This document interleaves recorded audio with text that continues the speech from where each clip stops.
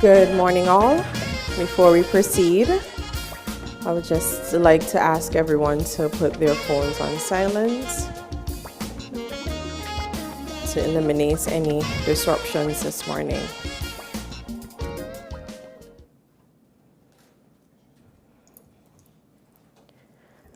Honorable Marcia T. Henderson, Minister of Tourism, Civil Aviation and International Transport, Urban Development, Employment and Labor.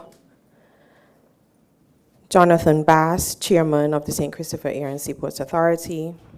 Ms. Adiola Moore, Chief Executive Officer, St. Christopher Air and Seaports Authority. Ms. Kirisia Nero, Chief Executive Officer, Urban Development Corporation. Mrs. Melnesia Marshall, Deputy CEO at the St. Kitts Tourism Authority. Mr. Sly Buncamper, General Manager at the Frigate Bay Development Corporation. Mr. Vaughn Woodley, St. Christopher Air and Seaports Authority.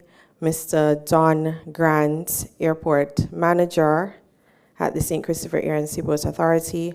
Ms. Shadeen Julius, I almost said Lewis for some reason. Shadeen Julius, our Chief Financial Officer at the St. Christopher Air and Seaports Authority. Hoteliers, taxi presidents, stakeholders, specially invited guests, ladies and gentlemen, a very pleasant good morning and welcome.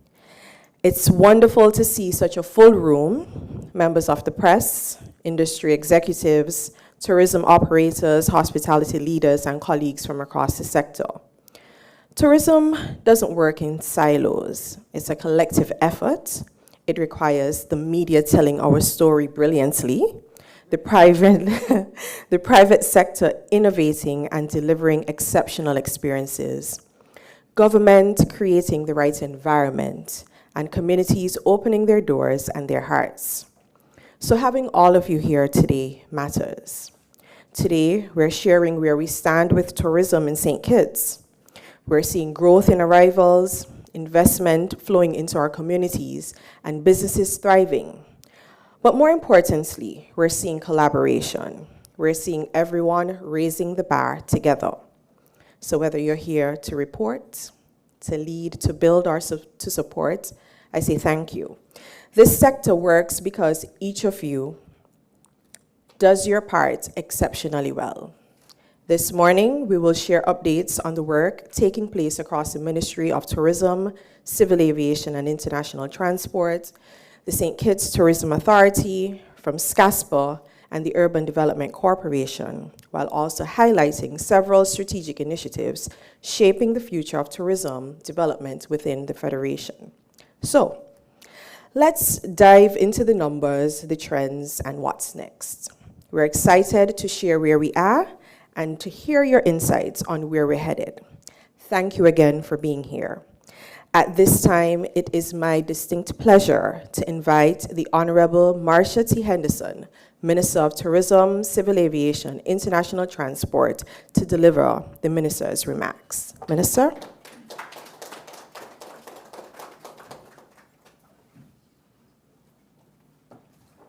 Good morning, all. Thank you to our Permanent Secretary within the Ministry of Tourism. The protocol already being established. I stand on it, save and accept to recognize our Deputy CEO from the Urban Development Corporation, Mr. Kareem Kebi, who's also present with us this morning.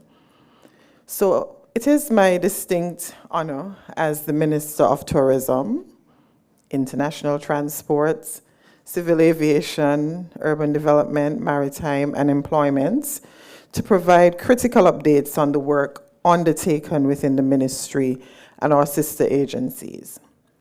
Tourism continues to stand as one of the strongest pillars of our economy and remains a vital driver of growth, community engagement, job creation, and national transformation.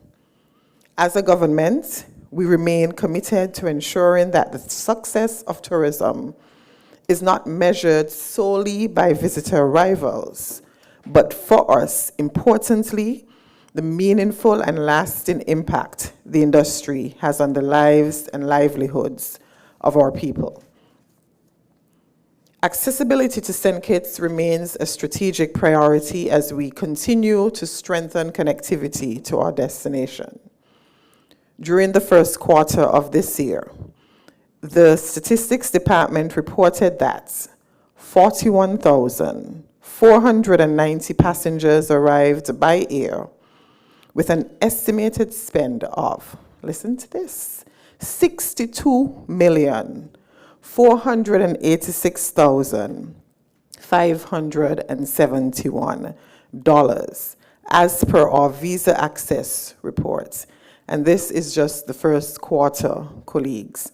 So we recorded 41,490 passengers with the spend equaling $62,486,571. This estimated spend reflects a 21% increase over the same period in 2025. I would have indicated in the past, and I wish to reiterate it here again today. Our focus is not just about increasing the number of visitors, but improving the quality of spend. In December 2025, we welcomed the introduction of direct service from San Juan through Inter-Caribbean Airways, adding an important connection to our existing Caribbean network. This service not only provides direct access to San Juan, but also strengthens connectivity to major cities such as Boston, Washington, D.C. through onward connections.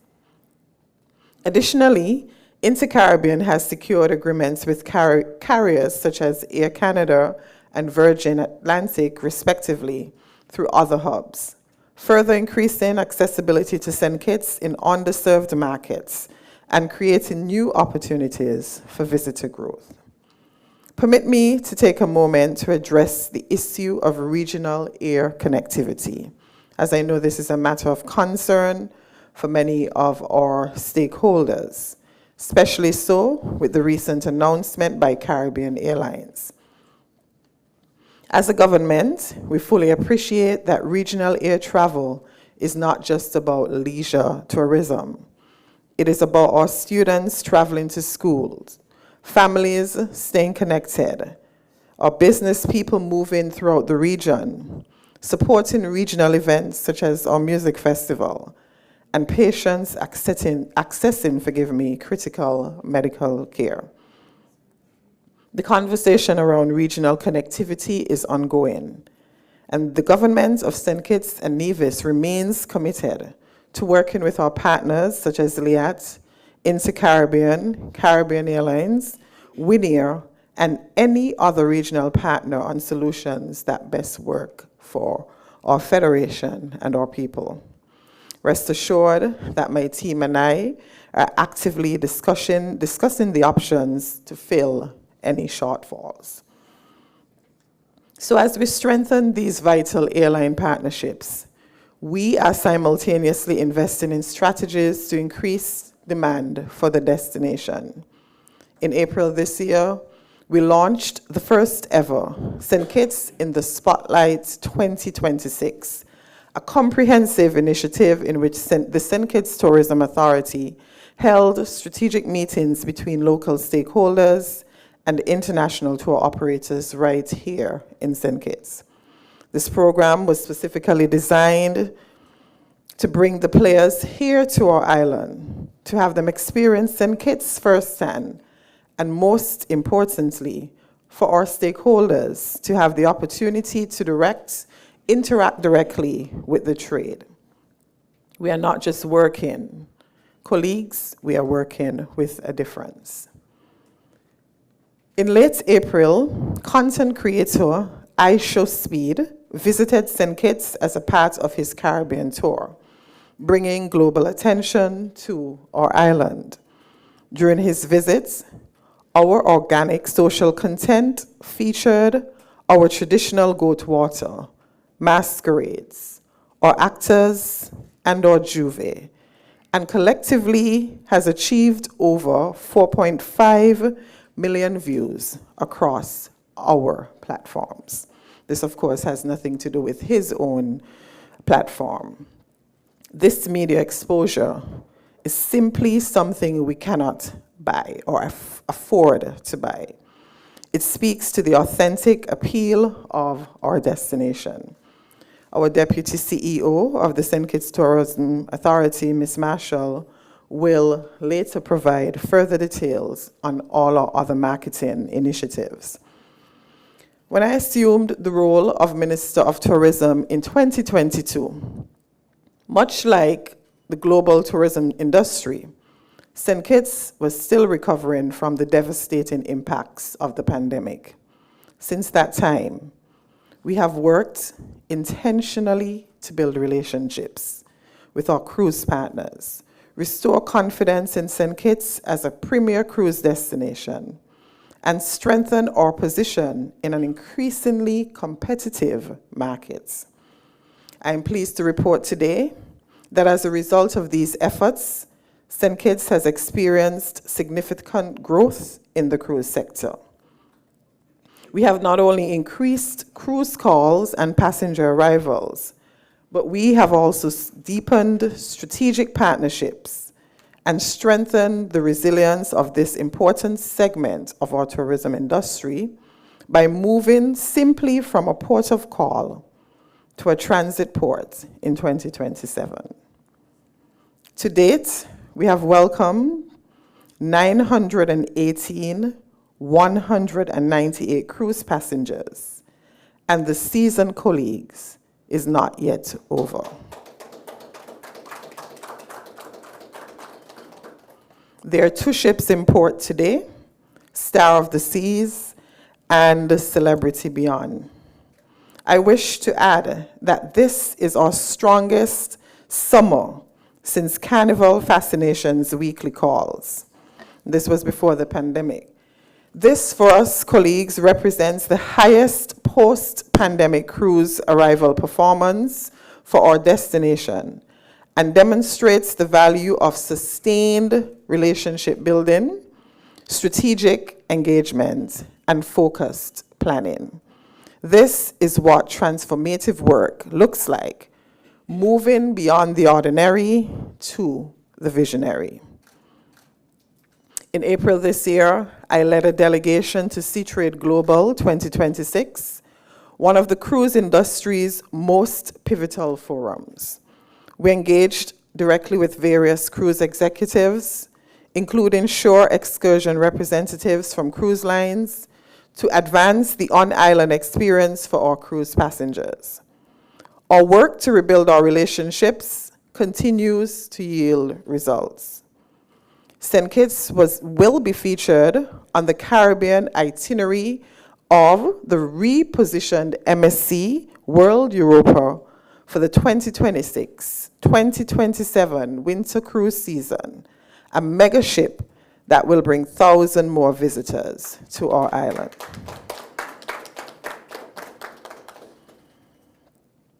A key component of our marketing strategy is our ability to effectively target niche markets. A niche market is a specialized segment within the broader travel market, defined by distinct interests, preferences, or demographics.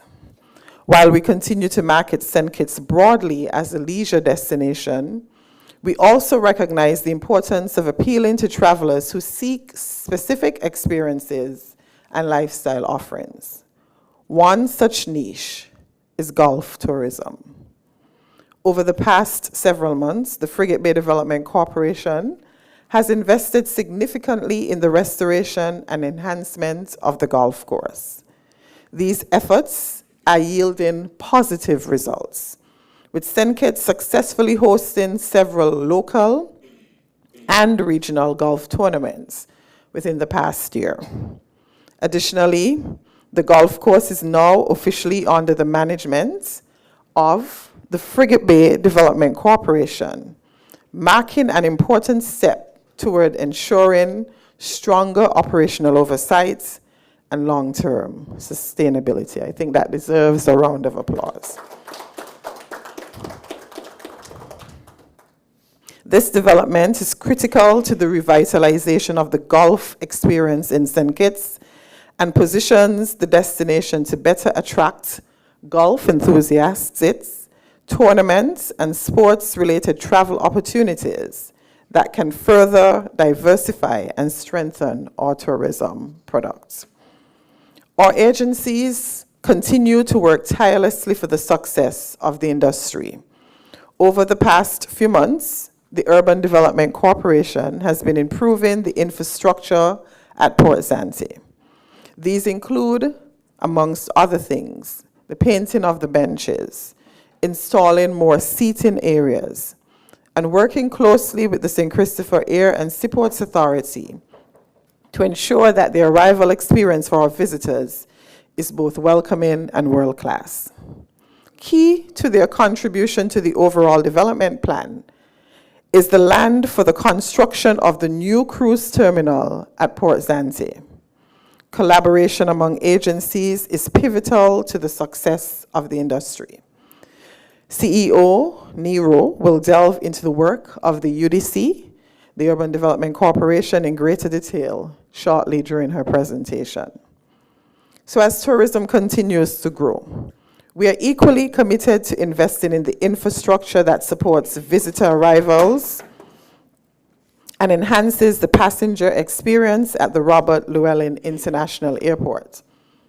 One of the long-standing operational challenges at the airport was the repeated malfunction of the baggage carousel system, which affected efficiency and impacted the arrival experience for passengers.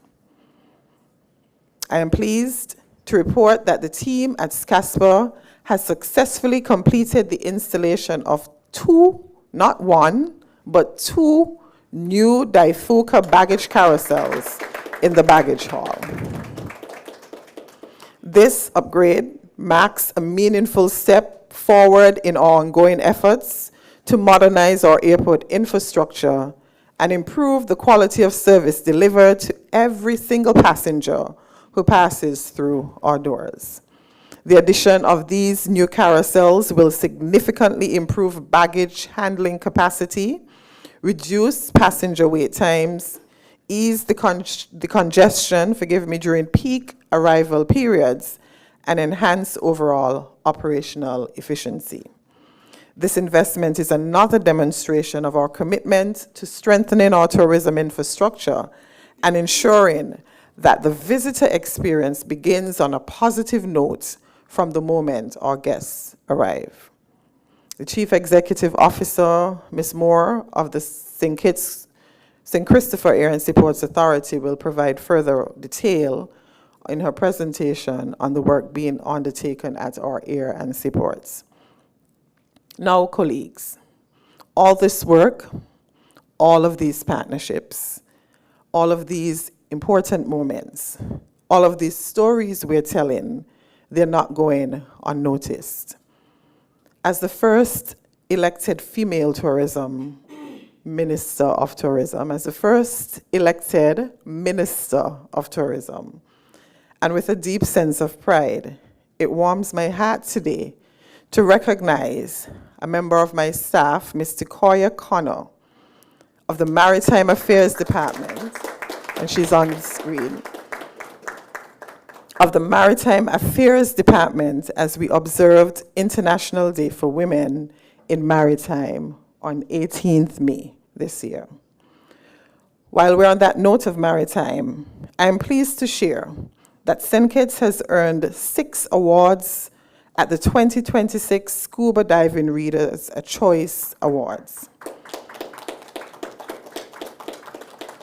recognizing us for the top 10 best value, best big animals, best wreck diving, health of marine environment, macro life, and the best beginner diving. I don't know if y'all were following when we did the sinking of the aircraft to create an artificial reef wreck.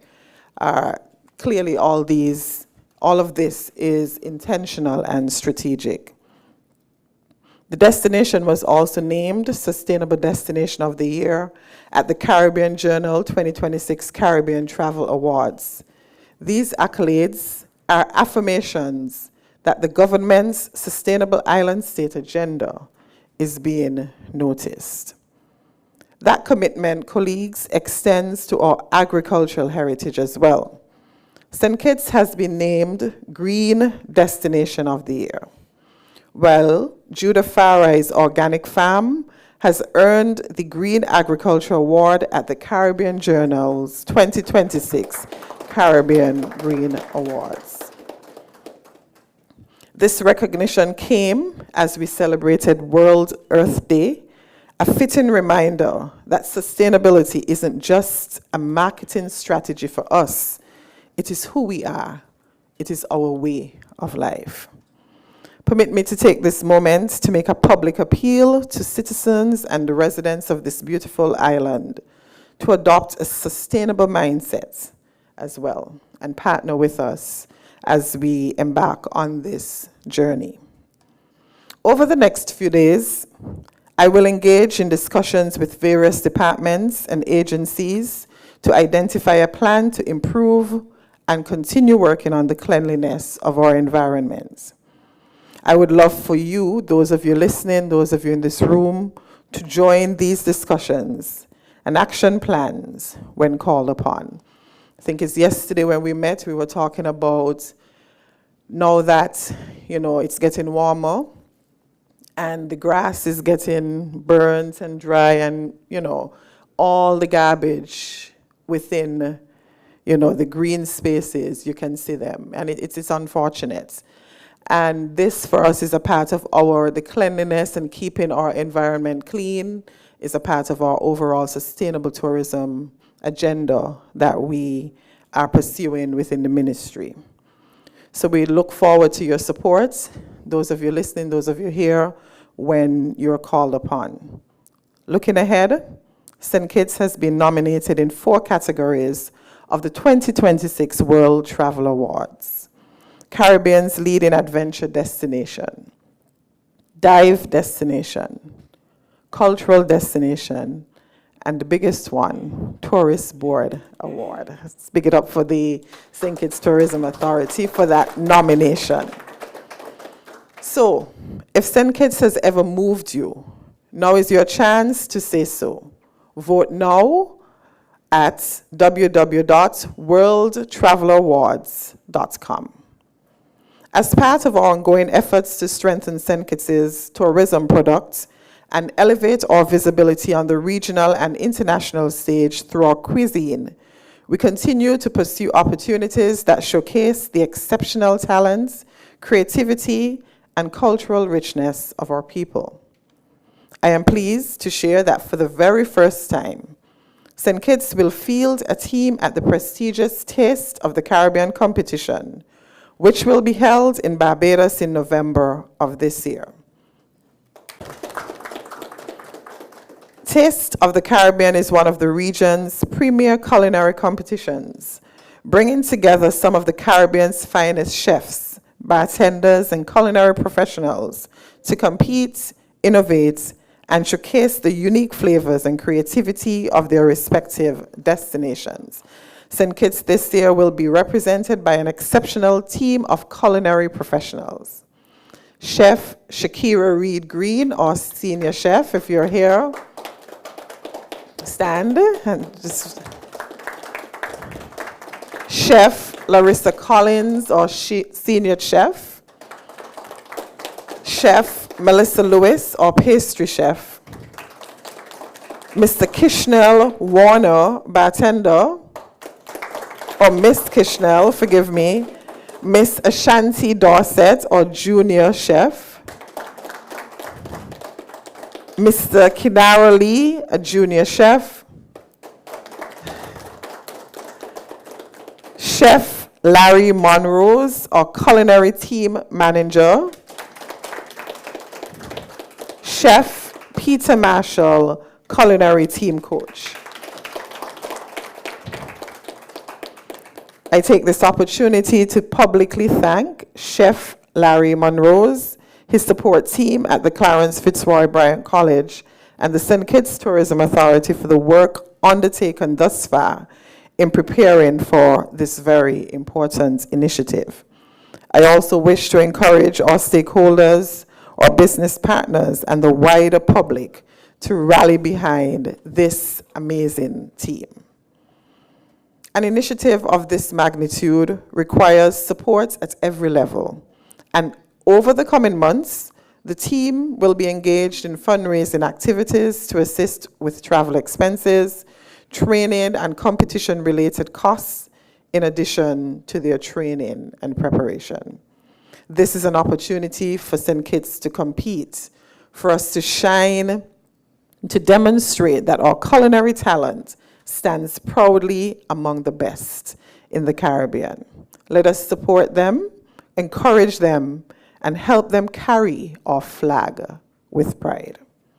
This time, our permanent secretary at the Ministry of Tourism and the executives from our other assistant agencies will now provide their updates. Thank you very much for your attention.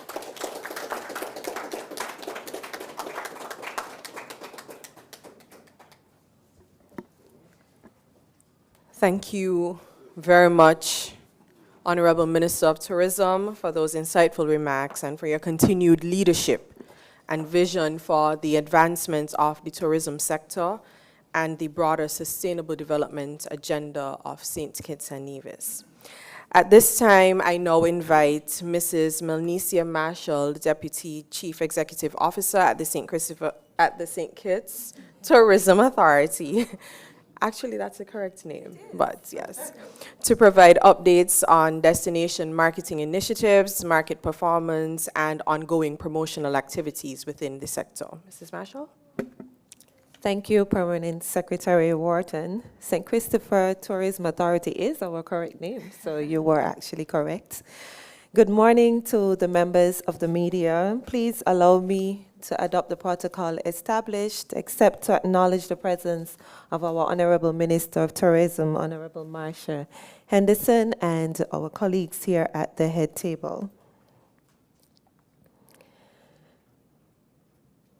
The St. Kitts Tourism Authority remains committed to marketing our destination through innovation, precision targeting, and authentic storytelling.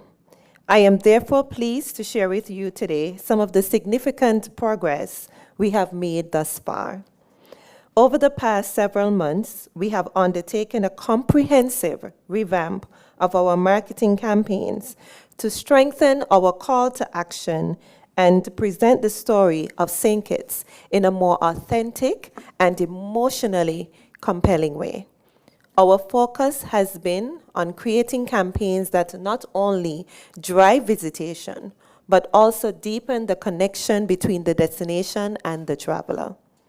Our Q2 campaign, titled Greetings from St. Kitts, serves as our summer postcard campaign and represents the culmination of months of strategic planning, market research, and creative development by our team. The campaign was intentionally designed to capitalize on our flagship events while positioning St. Kitts itself as the primary attraction. Rather than marketing events in isolation, We have woven them naturally into the broader destination experience, showcasing the island's culture, people, landscapes, cuisine, and vibrant atmosphere as part of one cohesive narrative. This approach allows us to strengthen destination identity while simultaneously leveraging key events to drive demand during the summer period. Ultimately, the goal is to get heads in beds and people on planes. To achieve this, it is important that we improve the visibility of the destination. We want them to see and know St. Kitts. We have placed digital advertising across America's busiest airports, the exact places where people are already thinking about travel, already in the mindset of planning their next trip. Imagine how we feel after a vacation. You're thinking, I had a great time. Where's the next place I can go? And that is why we have strategically placed airports, because when you are leaving, when you're getting on that flight to return home, consider what we're doing at JFK, Newark, Miami, and Charlotte Douglas airports. We launched our advertisements there in early April. Collectively, we've generated 627,000 plays with a combined footfall of 8.5 million people. St. Kitts has been seen by 8.5 million people just in this first quarter alone. Then there's the Moynihan Train Hall, which has become New York City's largest commuter hub outside the airports. It's directly connected to Penn Station, which means millions of daily commuters pass through. In April alone, we generated over 29,000 plays, with a monthly footfall at 4.25 million. These are commuters planning their holidays, thinking about weekend trips and summer vacations. We've also done something quite new in Miami. We've placed digital advertisements on boats that travel Miami's waterways. From early April to early May, our boats generated an estimated 1.5 million impressions. Additionally, St. Kitts has been featured on the Outernet District in London, an immersive entertainment hub that brings together arts, culture, and music experiences. It's almost like the Times Square of London. In a strategic collaboration with Cole Palmer, we're leveraging one of the UK's most high-traffic cultural spaces to showcase our destination to international audiences. We are also reaching travelers in their living rooms. We've secured premium placement on Amazon Prime Video, where we are reaching some of the most affluent households in America. The platform itself has 130 million ad-supported users in the United States. Our ads are running in 5 major markets, so no, you won't see them in St. Kitts. New York, Miami, Washington, D.C., Chicago, and Los Angeles. From early April through mid-May, our Amazon Prime ads reached over 650,000 total viewers. That's over 500,000 affluent, engaged households. But paid advertising is only one part of the story. We are also generating significant earned media, which is coverage that journalists and media outlets choose to give us because our story is compelling enough to cover.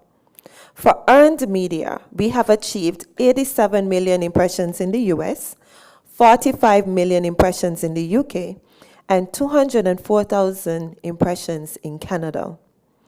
Beyond digital and earned media, our team has been strategically engaged with the travel and tourism trade on the ground through their participation in major travel and adventure trade shows across the US.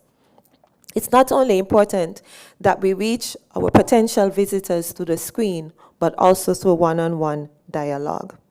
These allow us to position St. Kitts directly in front of travel advisors, tour operators, and industry decision makers. we've conducted a comprehensive UK roadshow, taking our destination story to travel professionals throughout the United Kingdom. We also participated in the Granite Travel Trade Expo in Canada, showcasing our offerings to Canadian travel agents and tour operators. Additionally, we've also executed targeted sales calls across the regional market in Dominica, Barbados, Antigua, St. Martin, Puerto Rico, and Tortola. We have attended CHTA's Marketplace, the Caribbean Hotel and Tourism Association's Marketplace this May as a federation.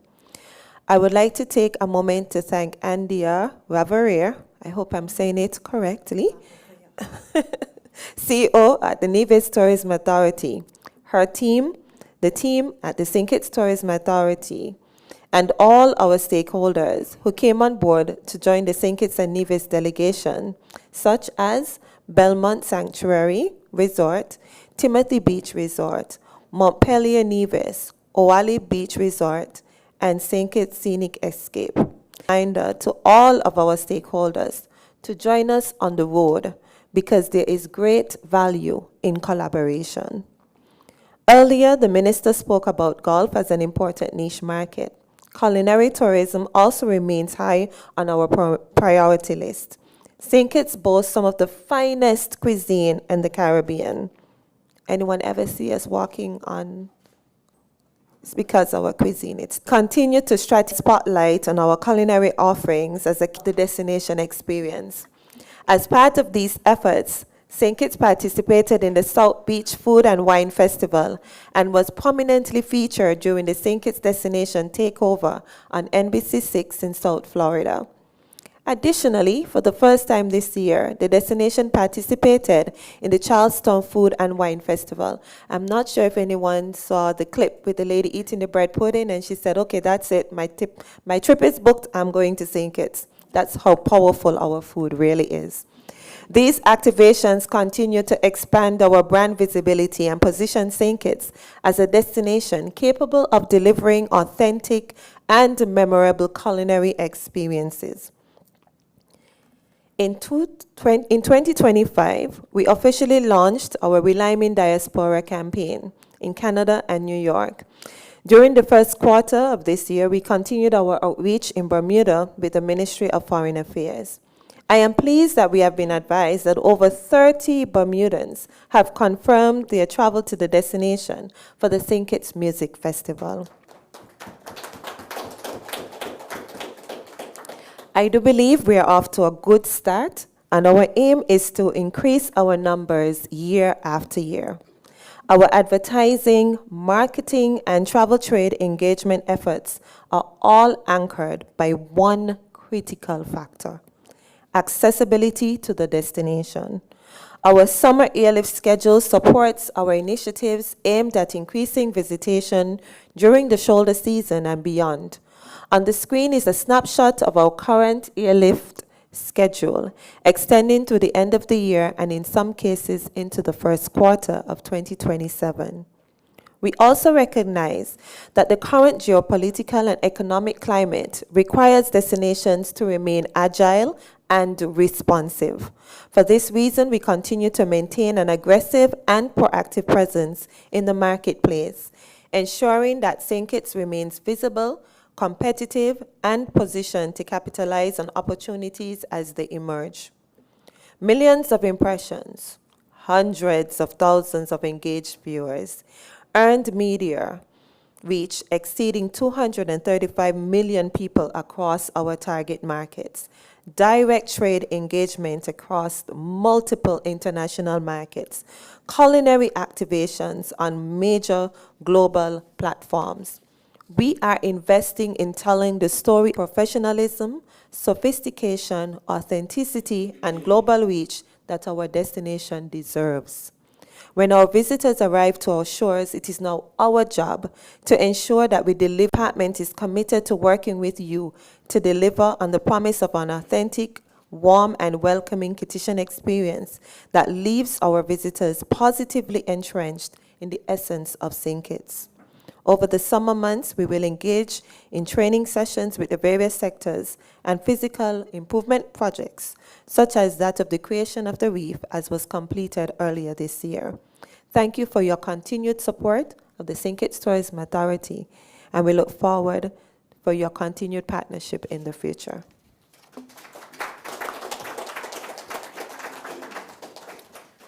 Thank you very much, Mrs. Marshall.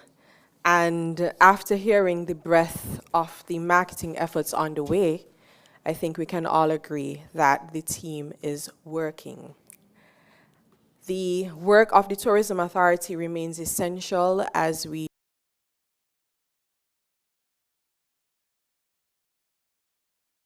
I'll take the opportunity to invite Ms. Kirisia Nero, Chief Executive Officer at the Urban Development Corporation, to provide updates on the ongoing development initiatives and projects. Thank you, P.S. Wharton. Good morning, all. Please permit me to adopt the protocol. Sorry? Oh, you can't hear. Can you hear me now? Good. Good morning again, all. Please permit me to adopt the protocol already established, but to recognize, of course, our esteemed Minister of Tourism et al., the Honorable Masha T. Henderson, and my colleagues both at the head table and also in the audience. Let me begin with a major leap forward in how we manage our parking and port operations. We are introducing a new integrated management system built around proper pass management for all parking lots. At the heart of this is a new online portal that will revolutionize the user experience. For the first time, users will be able to submit online applications for parking passes, complete online renewals without visiting the office, and benefit from digital pass verification. This system gives us far better control over both the parking lots and all issued passes. But the intelligence doesn't stop there. The portal will automatically alert our office to lot capacity when passes are renewed, helping us to prevent overcrowding and manage demand in real time. In addition, we are introducing digital ticketing for every transaction, ensuring that every entry, exit, and payment is fully accounted for. This brings complete operational oversight. Every moving pass is now visible to our team. Alongside this, our new and improved website, built and managed entirely in-house, and we are very proud of this. It's already live. It now offers advertising opportunities for partners. More importantly, the website has expanded our global reach. We now have interactions from over 200 countries, with visitors clicking for specific purposes, such as shopping available on the port, marina amenities, and more. We are also extremely excited that our Port Zante website is now officially ranked for shore excursions. We are looking forward to connecting more deeply with our tour operators to leverage this ranking and drive even more value to our partners.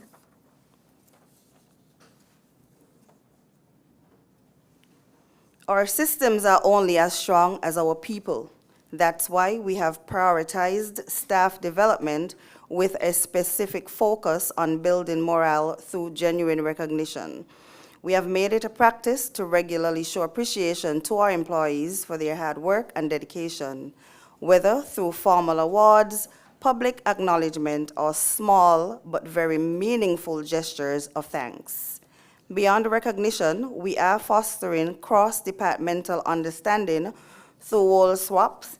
I'm not too sure if anybody saw when we did our first role swap where a barrier attendant was the CEO for a day, persons from the office were security, and that worked very well. I think it is important for team members to understand the roles of the other team members, and they can share a path with them as well. So we are going to continue on that path as well.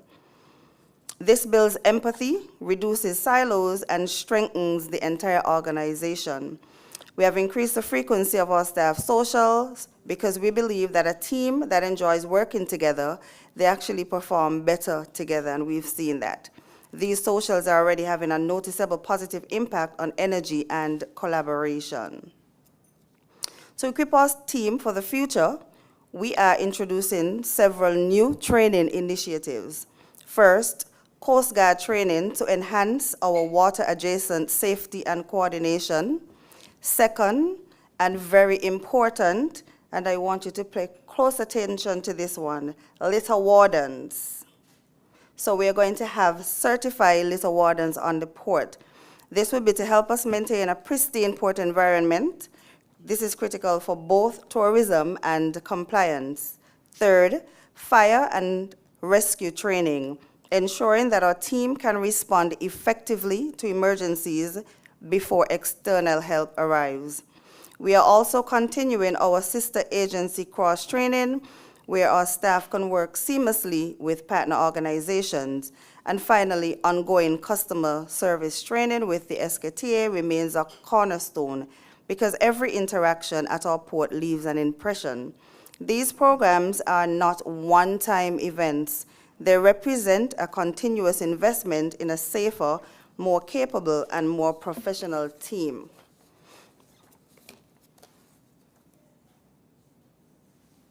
Security and situational awareness are foundational to a world-class port. I'm pleased to report that our expanded CCTV network is now in the final stage of approval. Once implemented, we'll have significantly improved the visual coverage across the entire port area. In parallel, we have increased staffing levels, which allows for stronger, more visible patrols. More boots on the ground mean both deterrence and faster response times when incidents occur. We are also building sharper, better coordinated teams by improving our communication protocols with the cruise lines, specifically their medical and security teams. This ensures that when a situation arises, everyone is on the same page instantly, from first alert to resolution. Behind every smooth operation is a facility team that works tirelessly, but often out of sight. Let me say clearly, facilities is a team that makes all of this possible. Our rejuvenation and renovation process is ongoing. You will continue to see our teams around the port painting, restoring, repairing, and improving. From curb appeal to structural integrity, every brushstroke and every repair contributes to a port that we can all be proud of. We ask for your patience as this work continues, but we also ask for your appreciation. These men really deserve our thanks every day. Finally, let me address our most ambitious long-term initiative, home porting. Building something this big inevitably means change. We ask that you please bear with us as we begin to clear a portion of the land on the eastern side of the port to accommodate the new home porting terminal. This is not a short-term project. It is a long-term investment undertaken in close partnership with our sister agency, SCASPA. The transformation it will enable is profound. This terminal will deepen St. Kitts' position in the cruise sector, moving us from a transit port to a true home port destination. The benefits will include overnight stays, greater passenger spending, and increased economic impact for the entire island. We are building for the next decade, not just for the next season. Thank you all for listening. We look forward to working closely with each one of you to create a bigger, better product, one that serves our visitors, our partners, and our people. Together, we will continue to make St. Kitts a leader in the Caribbean cruise industry. Thank you.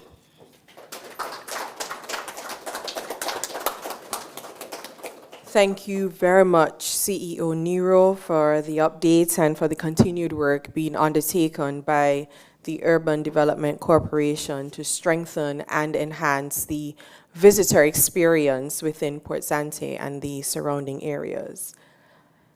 Infrastructure, connectivity, and visitor experience remain critical pillars of tourism growth and national development. And to speak further on those developments within our ports and the aviation infrastructure, it is now my pleasure to invite Ms. Adiola Moore, Chief Executive Officer of SCASPA, to present. Ms. Moore? Thank you, P.S. Wharton. Can you hear me? All right, good morning, all. Permit me to adopt the protocol so ably established, but to recognize the presence of our Minister with Responsibility for Tourism et al., the Honorable Marsha Henderson, and also Mr. Jonathan Bass, our Chairman for SCASPA.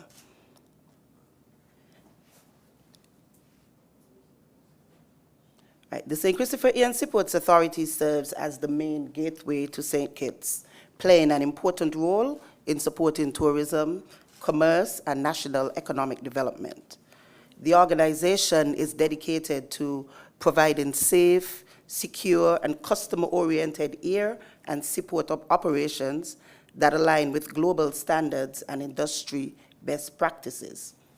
SCASPA, as we are called, manages the RLB International Airport. We manage the Port Zante Cruise Terminal, the Deepwater Cargo Port, and the ferry terminal, helping to ensure smooth, reliable, and efficient services across all port facilities. The St. Christopher Ian Seaports Authority is, airport completed projects for 2026. I'll highlight some of those projects for you. We would have successfully upgraded our air traffic control equipment at the control tower. Now, the upgrade of the air traffic control equipment, including the new voice communication control system, has improved SCASPA's ability to manage air traffic safely and efficiently. The enhanced system allows for communication, greater operational accuracy, and better support for growing of traffic while international aviation standards. These are the systems that our air traffic controllers would use when communicating with the aircraft. Our minister would have already provided you some information on our Daifuku baggage carousels. We upgraded and installed 2 new baggage carousels. Now, the management board of SCASPA, supported by the Ministry of Tourism, has given its commitment to the enhancement of the passenger experience at the airport for arriving and departing passengers. We therefore have several plans for the airport for 2026, some of which I would highlight here today. The introduction of the upgraded screening equipment will improve passenger processing efficiency while modernizing the airport security system. Now, these new X-ray machines, or this new X-ray machine, will allow travelers to keep their electronics in their bags and liquids inside their bags during the screening process. It would reduce delays and enhance convenience. In addition, the advanced body scanners would eliminate the need for passengers to remove their belt and shoes, etc. The intent is to create a 3rd lane, and as such, we would soon see some reorganization of the space at the airport. These upgrades are expected to be completed by the end of the 1st quarter of 2027.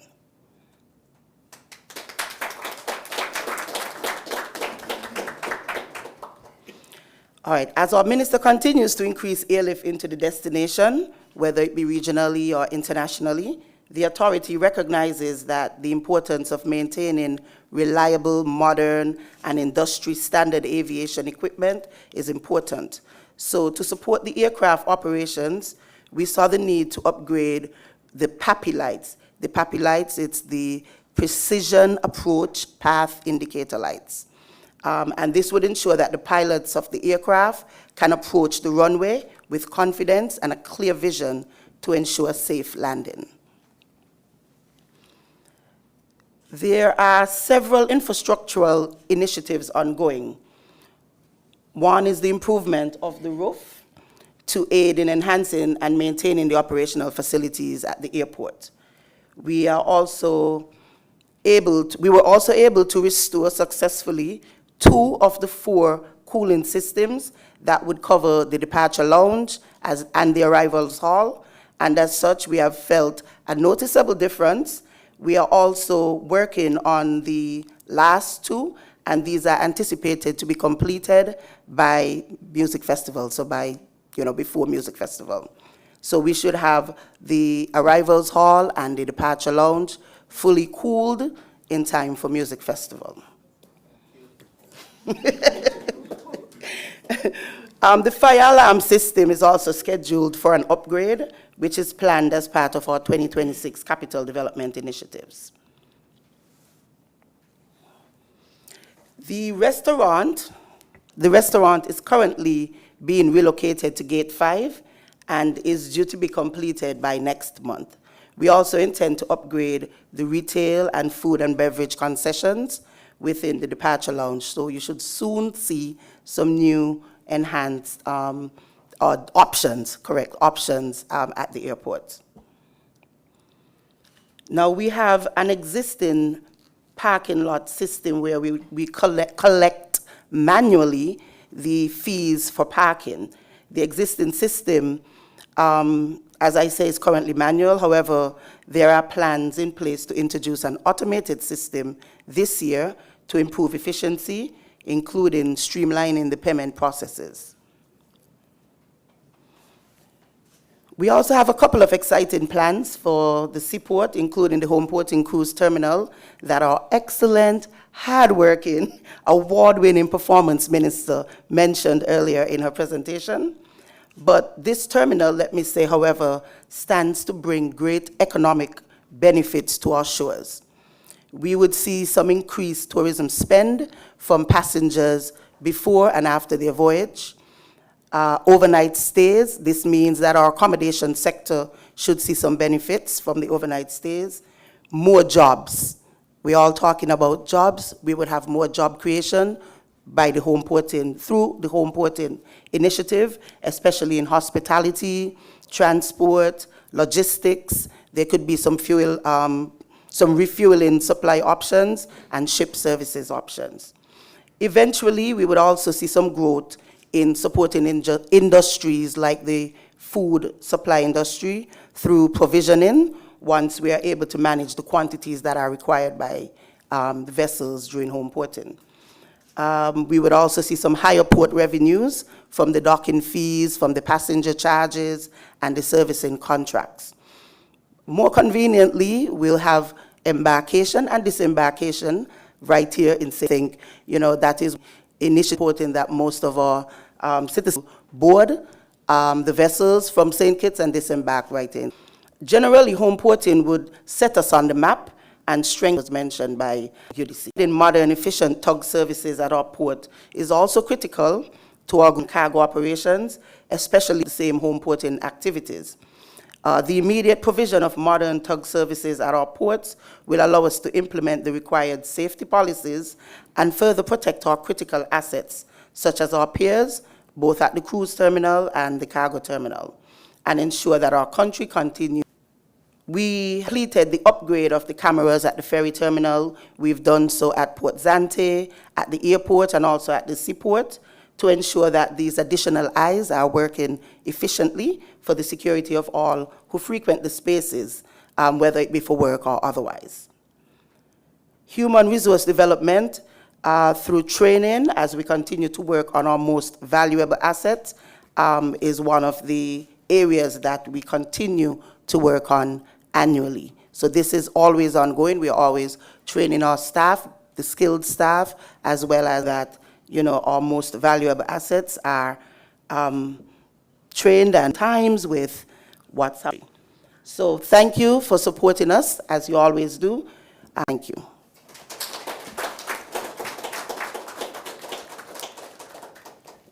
Ms. Moore, our CEO at SCASPA. And I think all of us will be positively impacted by some of the announcements and pronouncements made by the CEO this morning with respect to the experience at the airport, whether it is your security checks, the cooling system. I believe that deserves a round of applause again.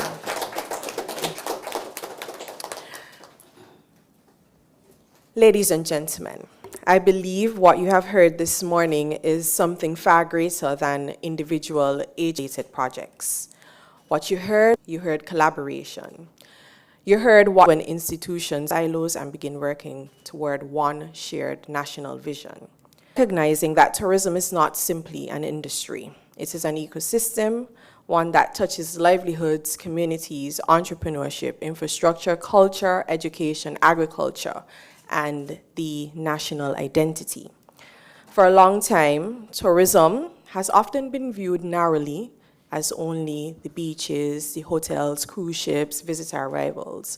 But the truth is, tourism is far more than that.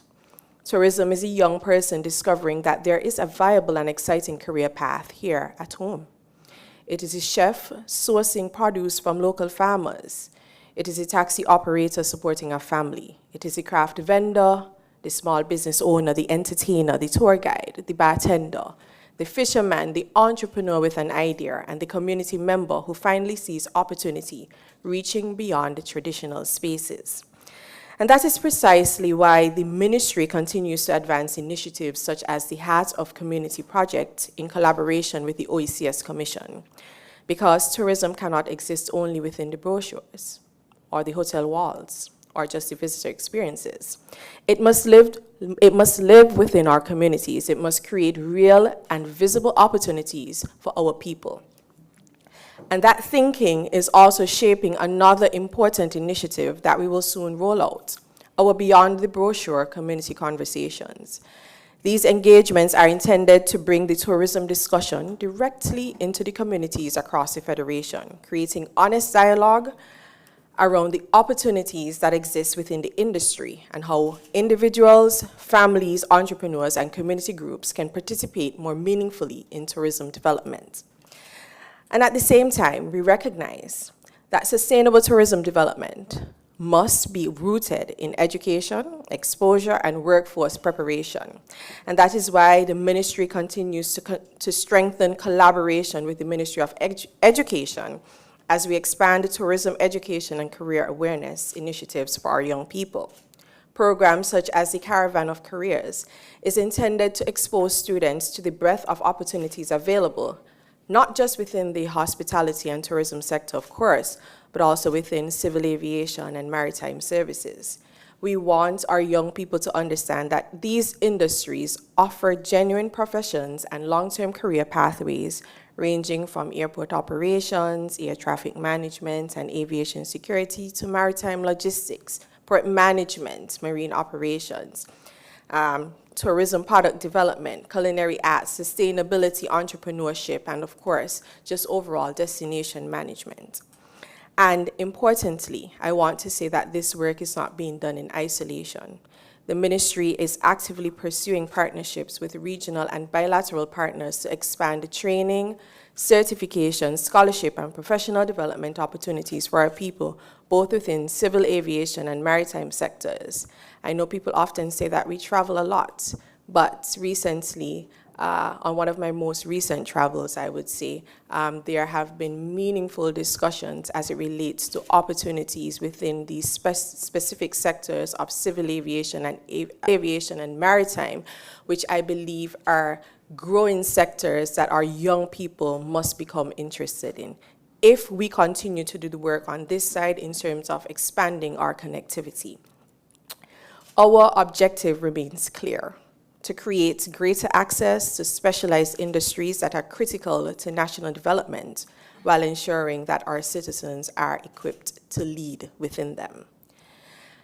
And when we speak about youth involvement, I want to recognize our Junior Minister of Tourism, Ms. Rainier Martin. She's not here with us today, but she did an excellent job at the recently concluded Youth Tourism Congress and will represent St. Kitts at the Caribbean Youth Tourism Congress. What she demonstrated was not simply presentation ability. She demonstrated vision, passion, and a genuine understanding that tourism can become a vehicle for empowerment for her generation. And that matters deeply because when young people begin to see tourism not as a fallback option, but as a first choice career pathway, we begin building a stronger and more resilient future for this federation. And at the same time, we remain deeply conscious that growth without balance is not success, and that is why the ministry has recently issued a request for proposals for a national carrying capacity study. We must understand with clarity and honesty the real impacts of tourism growth on our renewable resources, our coastline, the reefs, waste management systems, our infrastructure, and the communities. And so I am encouraging persons, I think the deadline is tomorrow. It has been out for some time. But if you're interested, please submit your proposal for completing the carrying capacity study, and you too can be a part of what we're doing here in tourism. I must take this opportunity to recognize the critical work being undertaken within both the Civil Aviation and Maritime departments, whose oversight, regulatory, and compliance responsibilities underpin the safe, secure, and efficient functioning of our tourism and transportation sectors. These departments operate quietly but critically behind the scenes, ensuring that our airports, ports, airlines, vessels, and broader transportation systems continue to meet international standards and operate with the highest levels of safety, security, and accountability. As an island nation, connectivity is not a luxury for us, it is a necessity. And so the work of these departments remain fundamental not only to tourism growth, but also to trade, national security, resilience, and overall economic development. Within the ministry, we are equally intentional about how we drive economic activity, visitor arrivals, and destination visibility throughout the year. And few initiatives demonstrate that more powerfully than the St. Kitts Music Festival. From June 25th to the 27th, St. Kitts will once again come alive with what has become one of the most sought after, and I would dare say the Caribbean's premier music festival, bringing together legendary and iconic performances, regional and international talent, visitors from across the diaspora and beyond, and an energy that extends far beyond the festival stage itself. But the impact of the St. Kitts Music Festival goes well beyond entertainment. The festival continues to serve as a major economic driver for the Federation, generating significant activity across hotels, restaurants, transportation services, vendors, retail businesses, the creatives, production teams, and small entrepreneurs throughout the country. It stimulates increased airlift demand, drives occupancy during the shoulder season, creates employment opportunities, and places St. Kitts firmly within regional and international conversations during the festival period. And I want to reiterate this, that the St. Kitts Music Festival is more than the entertainment and the enjoyment that we experience. It puts St. Kitts on the radars of the international and global community, and that is what we want. We're utilizing the St. Kitts Music Festival to drive demand for our destination and increase visibility for the destination. Similarly, Culinary Month continues to grow. It continues to grow into one of the Federation's most important experiential tourism initiatives. What began as Restaurant Week, as I just explained, is now Culinary Month, as we intentionally seek to expand its impact, drive greater destination demand, and position St. Kitts as a premier culinary and cultural destination within the region. I think my colleague here, the Deputy CEO, as well as the Minister, as a matter of fact, mentioned earlier our culinary and how it has taken front stage. And we believe that this is a product with which we can utilize to continue to promote the destination and, of course, drive the demand of visitors to the destination. And of course, this will continue to impact employment and career opportunities. Our students are here today and will participate and represent the Federation well, and I believe, therefore, it is imperative that we continue to put our efforts into these areas so that we can continue to expand the opportunities for our young people. So this year carries even greater significance as we celebrate 10 years of Restaurant Week, now Culinary Month. One of the signature highlights of this year will be the anticipated Tasting Showcase. People are already calling me, asking about the tickets, but tickets will be on sale soon, and I encourage you to purchase them as soon as possible because they're usually sold out within 24 hours. I want to say, though, that we have made accommodation this year for additional persons, so this is your opportunity, if you missed out last year, to ensure that you're on it very early this year. But at this signature event, in addition to the usual tastings, patrons will experience what we call the Taste Rewind, a special feature celebrating the journey of the initiative over the past decade through the reintroduction of previously featured ingredients. So once you come to the event, you'll be able to taste the pineapple, the papaya, the coconuts, all of the other ingredients of the past years, just to remind you of the beautiful Kittitian flavors. This year, for the very first time, we will feature 2 ingredients, the passion fruit and the carrot. And this is in recognition of course, this milestone. So usually we just have 1 ingredient, but this year we have passion fruit and carrots, and we look forward to the creativity of our culinary experts. Together, these initiatives reflect the direction in which we are taking the tourism industry. One that is immersive, community connected, economically impactful, and rooted in authentic Kittitian experiences. So ultimately, what we are building here in tourism requires a whole of government and a whole of country approach. Tourism cannot be the responsibility of the Ministry of Tourism alone. Agriculture must be part of the conversation. Education must be part of the conversation. The creative economy, environment must be part and central to the conversation. Because sustainable tourism only succeeds when growth is inclusive, collaborative, and beneficial to the people it is intended to serve. When these sectors begin moving in alignment, that is when sustainable transformation happens. And so as we move forward, the Ministry of Tourism remains committed to building a tourism industry that is not only economically successful, but people-centered, environmentally responsible, globally competitive, and nationally empowering. Because ultimately, that is not simply about tourism numbers. It is about the future of St. Kitts and Nevis. It is about whether our young people see opportunity here at home. It is about whether our communities thrive. It is about whether our environment is protected. And it is also about whether our development genuinely improves the lives of our people. And that is the work before us. That is the future that we are committed to building together with all of you here. Thank you, and we will now take your questions.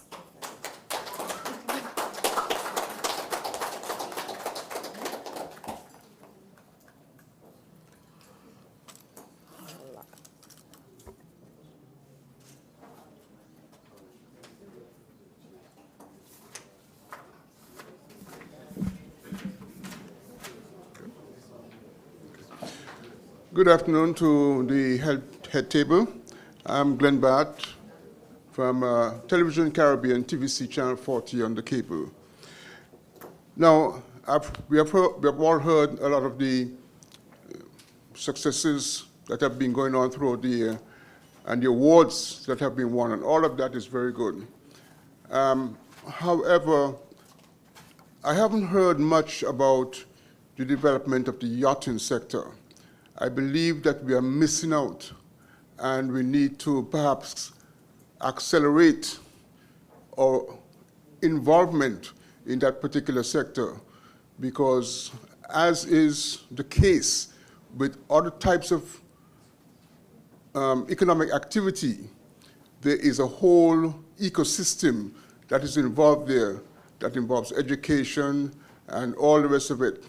So I would like to hear more about what are the plans in the yachting sector. Secondly, we have all heard the misfortune of Caribbean Airlines withdrawing because of the monumental losses that is occurring on various destinations within the region. On behalf of one of my colleagues, I ask this question: what is the impact this is going to have on our regional tourism product, movement of people down to the southern part of the Caribbean? And are there any plans right now in the pipeline to counteract this particular situation? The other thing now I also want to ask is about the conversion of all of these wonderful awards that we have been winning in dive and other sections. How do we convert that kind of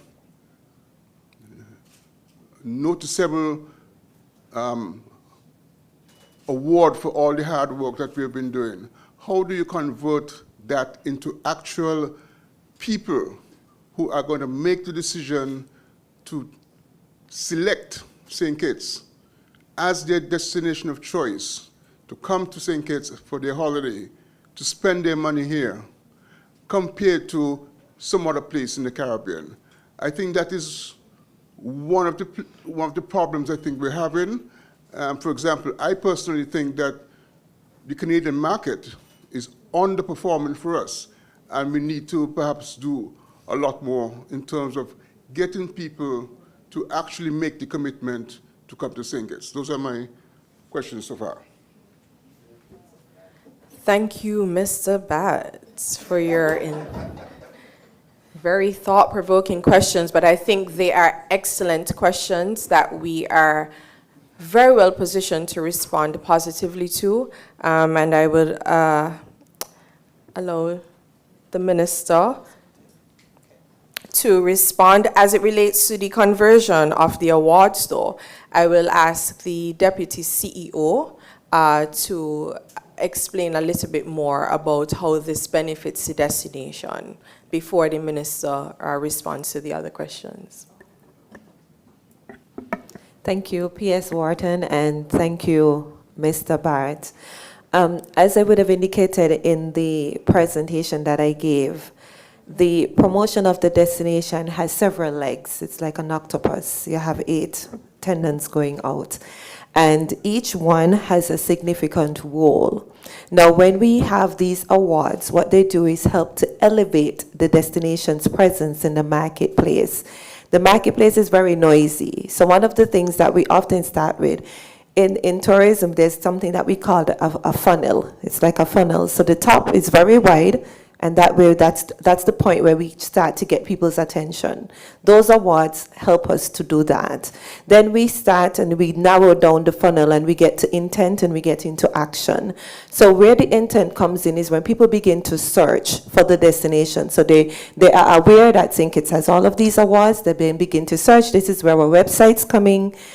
This is where our social media platforms, and then there's intent. So that's where our travel advisors, whether they be online travel advisors, Expedia, they then begin to search on the destination, and that way they can begin to book.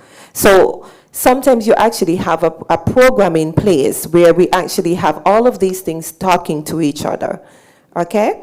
So An award is not just an award in isolation. It's there to help us to bring visibility to the brand, awareness to the brand. And when persons notice the destination, then we drive them into the website and say, hey, you now know about us, this is where you book.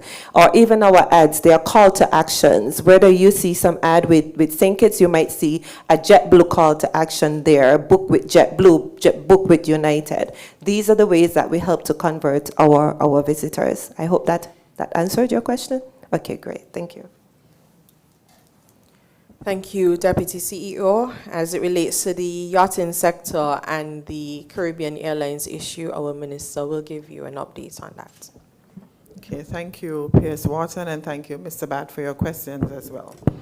Allow me to just start with your second question on the loss of Caribbean Airlines servicing the route from Trinidad to St. Kitts and its impact on regional travel. If you're following, you would note that Caribbean Airlines was servicing Barbados, Trinidad, and St. Kitts. We already have lift to Barbados via Intercaribbean and Winair, with onward connections possible with the same carriers, Intercaribbean, if you wish to go on to either Trinidad or even Guyana, there are connections from these same carriers.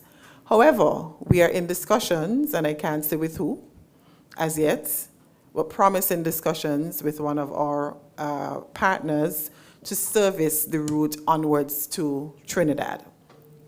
And I can tell you that without saying too much, it's not always what it appears.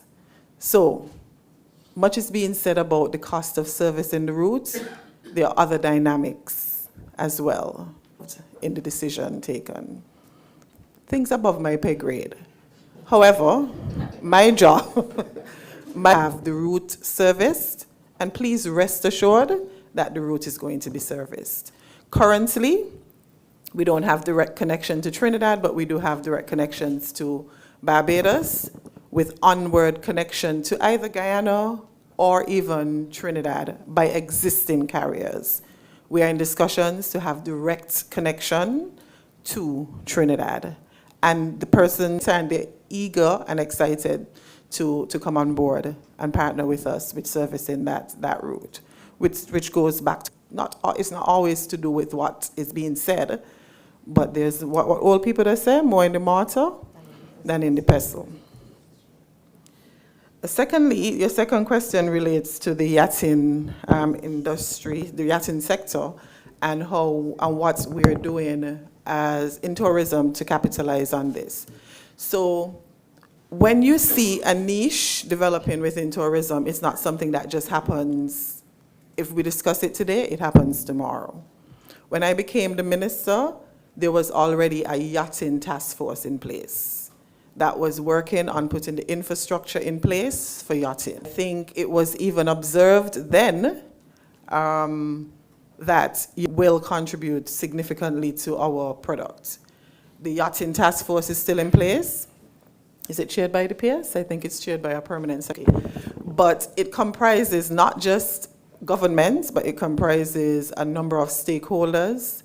And since I've been the minister, in terms of putting the infrastructure, and when I said infrastructure, I don't mean physical, but even, the maritime single window and all the other challenges that are likely, that we saw as challenges in terms of rolling it out.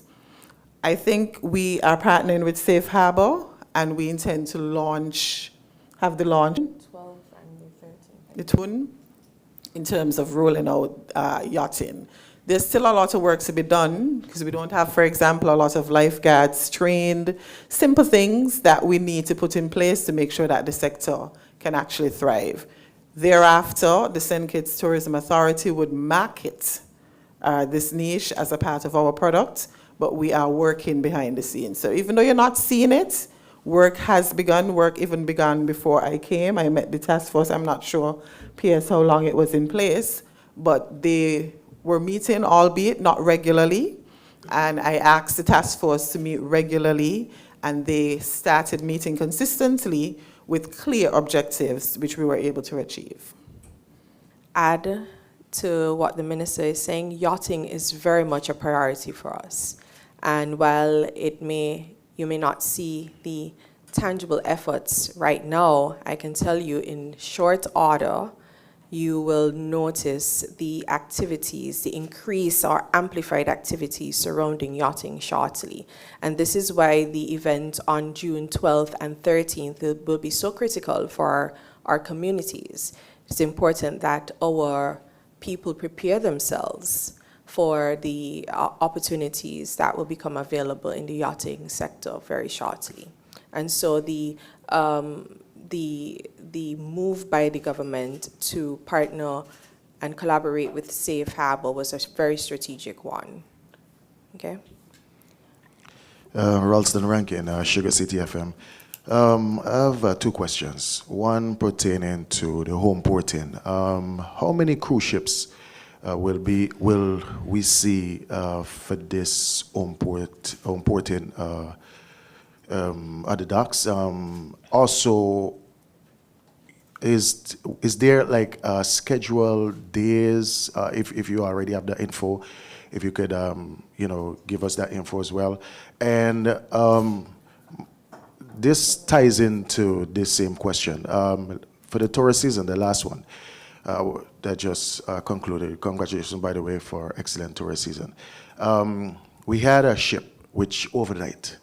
I don't think, based upon what I saw, is like we were prepared for it, because I provided service down at No Rush, some karaoke, but I noticed the stores, they were closed, for that experience there. Given the fact that we're going into porting, which the ships will be here overnight, is the ministry have any plans in terms of seeing to it that these stores remain open? Are we putting certain aspect in place for to develop our nightlife? Because as we all know, that is a kind of downward spiral at the moment. And my second question pertaining to iShowSpeed. As you mentioned, he was here. Do we have any data to show whether we have increased any bookings pertaining to his visit? Because I think, if I'm not mistaken, St. Vincent, I think they said they have seen a little spike in bookings since his arrival to the island. So that's my question for now. Thank you very much, Mr. Rankin. And just to be clear, you asked about the home porting issue in terms of the number of cruise ships, the scheduled days, and the stakeholder readiness at the port. And of course, you questioned about iShowSpeed. And so a number of us at the head table will respond to your questions. We will start with our Deputy CEO as it relates to the cruise ship calls. Thank you, P.S. Wharton. Thank you for that question. 2 vessels will be home porting at Port Zante beginning November 2027, both of the P&O line, Arvia and Iona. They will be here from the period in the peak of the period from November 27 to March 2028. And the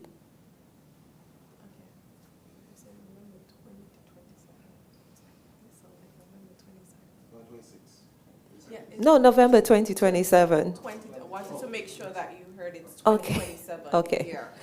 2027, November 2027 to March 2028.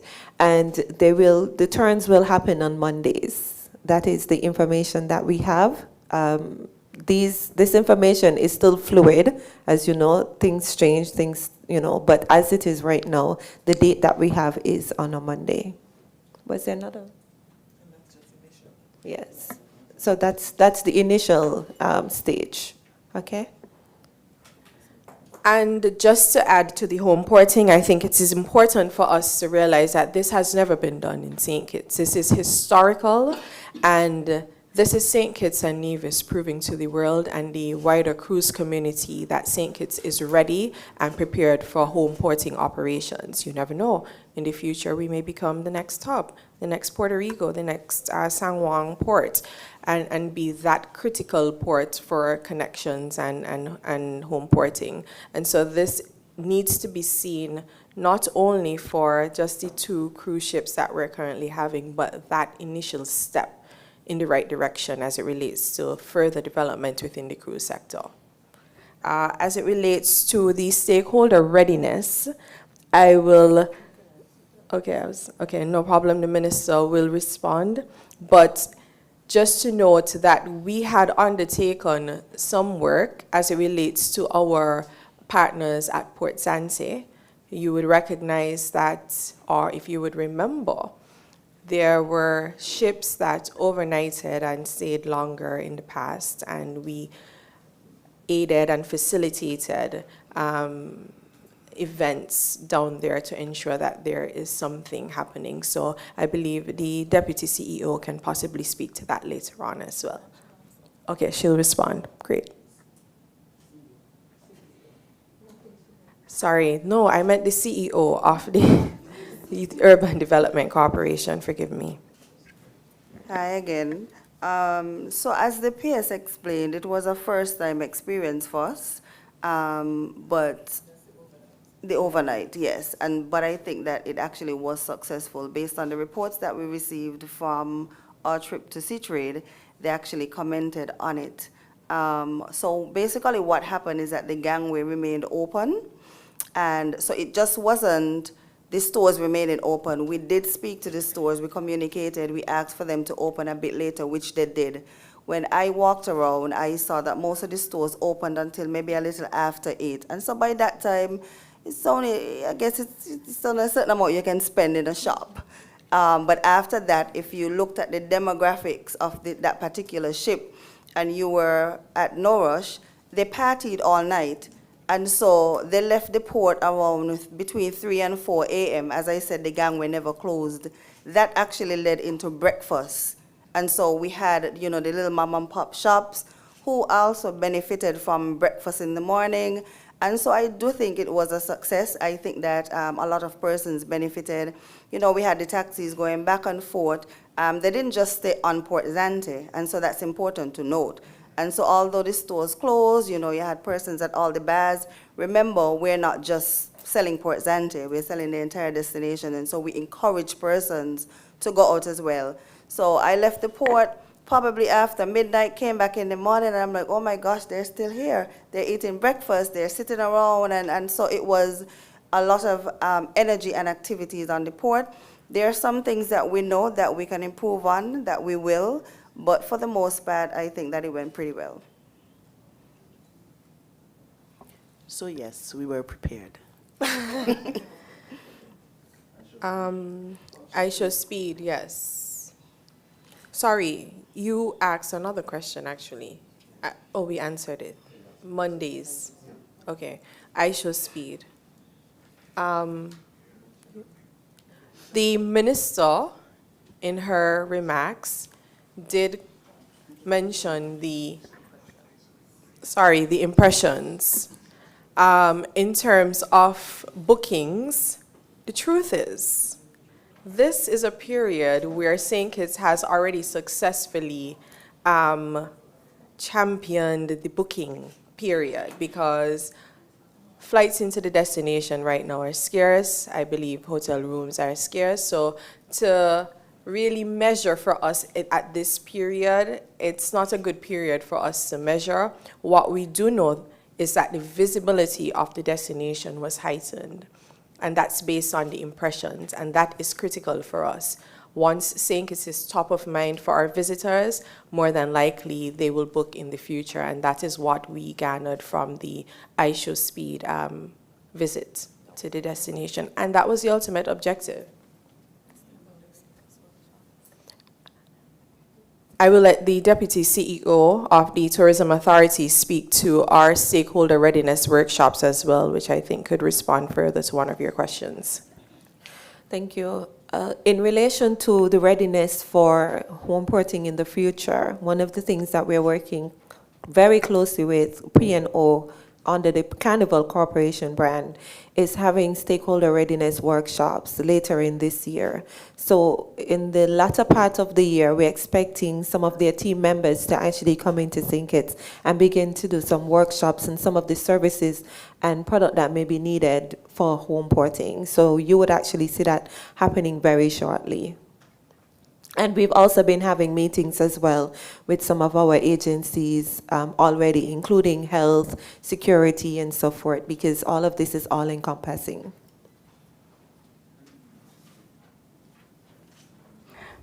Hi, Mr. Troy. Thank Good you. afternoon. Troy Biff Mills, WinFM. Congratulations to you, Minister, and your various departments for the tremendous work. I think the home porting is a big issue, and I think you deserve a round of applause on that, man, you and your team. What are your initial projections in terms of having this home porting facilities operating here? And in the media over the last few weeks, we have had heard of the issues with the restaurants at South Freresby. They have been relocated. So when is work going to begin in earnest on the construction, etc., of the Ritz-Carlton, now that that challenge has been resolved, for want of a better expression? Thank you. Thank you, Mr. Mills. The Minister will respond to your questions regarding the projections on the home porting. But just to be clear, what projections are you seeking to? Just what dollar figure you see happening after first, whatever the period you measure by, the first 6 months, the first year?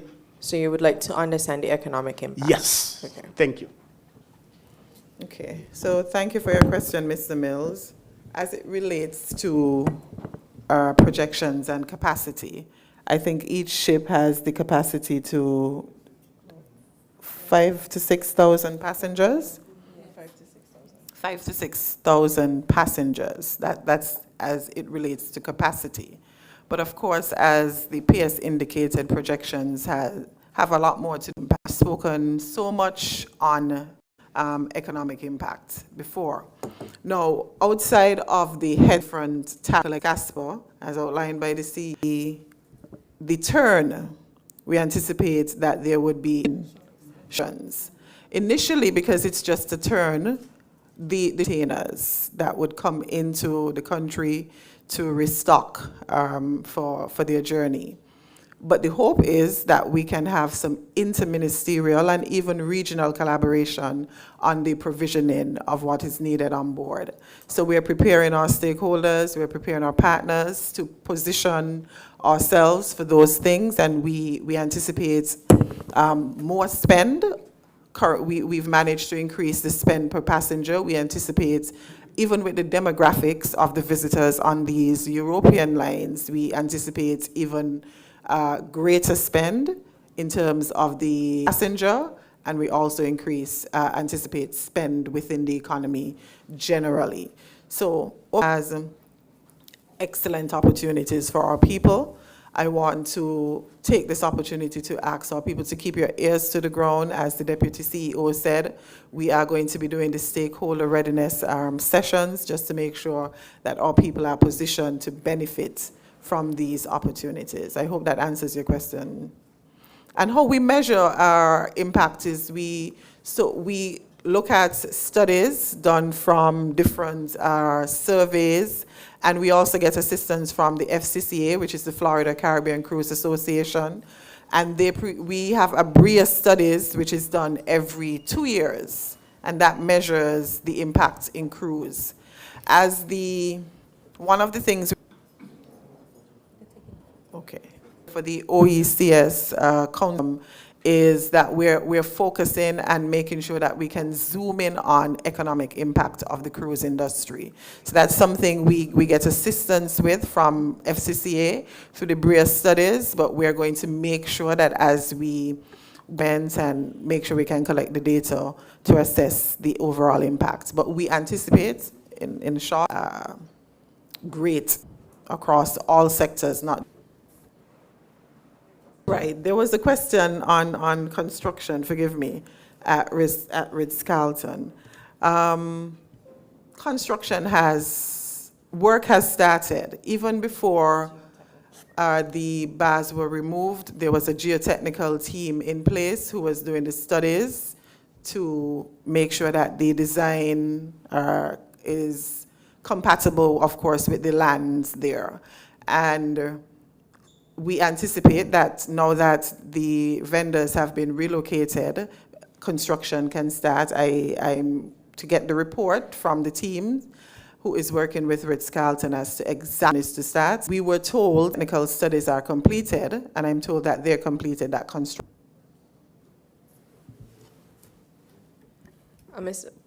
Mr. Mills, I think I recognize my dear friend Ian from SKNIS.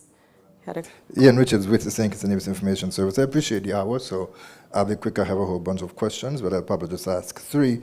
In relation to July 2025, how has that been impacting operations in terms of processing passengers, making sure that everything is efficient, and what has been the feedback from persons who has used that system to enter St. Kitts and Nevis, and how efficient that has been or not efficient at all? Question also in relation to the St. Kitts Music Festival that was mentioned earlier. What factors influenced the addition of Boyz II Men and Skipper to the lineup that was already generating so much buzz across the region, across the international arena? And then finally, just a question on geopolitics as well. Have we seen an impact in terms of the current crisis within the Middle East on the way projections are made in terms of persons who are expected to come to the Federation as it relates to fuel prices in particular being higher, and also as it relates to supplies in terms of whether it be for stakeholders or for whatever ministry or ongoing construction projects that will be taking place as well too? Because of course we know what's happening with the Strait of Hormuz, and supplies being delayed as ships and medicine even are not being allowed to pass through. So have we seen an impact on the tourism sector in that regard?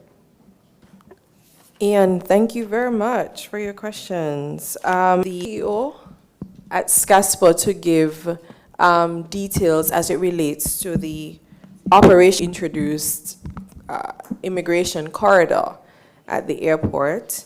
And I will quickly risk the music festival question. There's a lot that goes into the planning of to solidify acts, and so there are times when there are discussions already in the pipeline, and certainly this year we wanted to ensure that we provide a legendary lineup of artists. Every night has heavy hitters. When you think of the Thursday night, Marshall Montano, the biggest voice, we have Crossfire, we have our very own and Rukas, we have some others from the other islands in Dominica.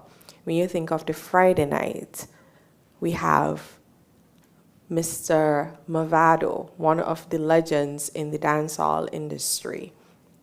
And what we understood from our guests over the years is that R&B was one of those areas that we compete with the BET that happens that same weekend. And so over the years, we haven't been able to tie down these. We know who everybody wants, but there are certain constraints that prohibit us from having that big name artist. And so we were actively Boyz II Men. We'll do just that, especially for the young. I mean, I'm not such an old soul, but I can guarantee you that I will be front and center with you, Ian, right? Because I know you know all the songs, right? Adds quality to the festival that we've all come to know. And so that was, it's really just ongoing discussions. It's just when it materialized, and we were happy to have these additions to the already star-studded lineup. As I said, I would allow the CEO to speak on the ECA, and then we will delve into the geopolitical question later on. CEO? All right, thank you, Pierce. Thank you, Mr. Richards. What we've seen with the introduction of the ETA in collaboration with the immigration, the stamping of the passports, etc., but now through the space more efficiently in about 15 minutes, coupled with the fact that 2 new baggage carousels, so they're able to get luggage and be out in about 15 minutes tops. Am I correct, COO? About 15 minutes? Yes. Or less. Right. What we get from the ETA as well is the collection of data. Once ago, you'll have to go through migration, national security, but we have this data that's automated and we're able to, do more with the data. So it's good in that data, efficient movement through the space, etc. Instead of just stopping each and every person, because the system links with customs as they'll take your picture because you've already entered your data, your information there, especially if you're not, right? So it's more efficient movement through the space, I would say. Thank you. And I can say, visitors, the feedback from through the roof, they are quite pleased coming off the plane and getting your bag almost immediately. This is unheard of.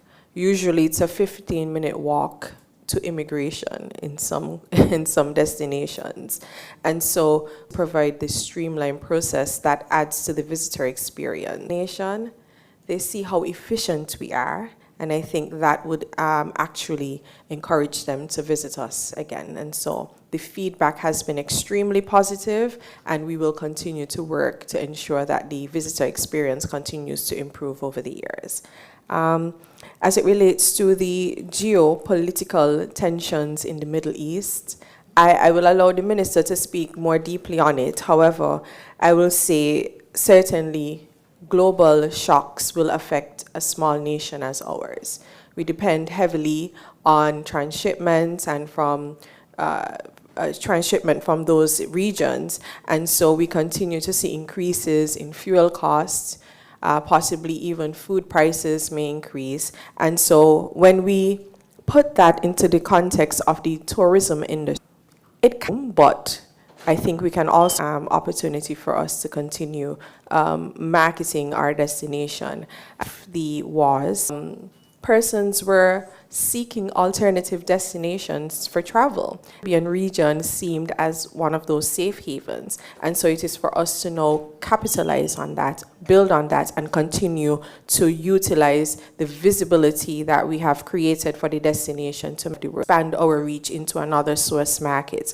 Certainly fuel prices will impact the costs of tickets and all of that. However, we believe that if we market our destination to the extent that people are enticed enough, people will spend money for what they want. And so we will continue to thrust our support behind our marketing efforts to ensure that there is not significant impact on the tourism industry as it relates to the demand in the destination.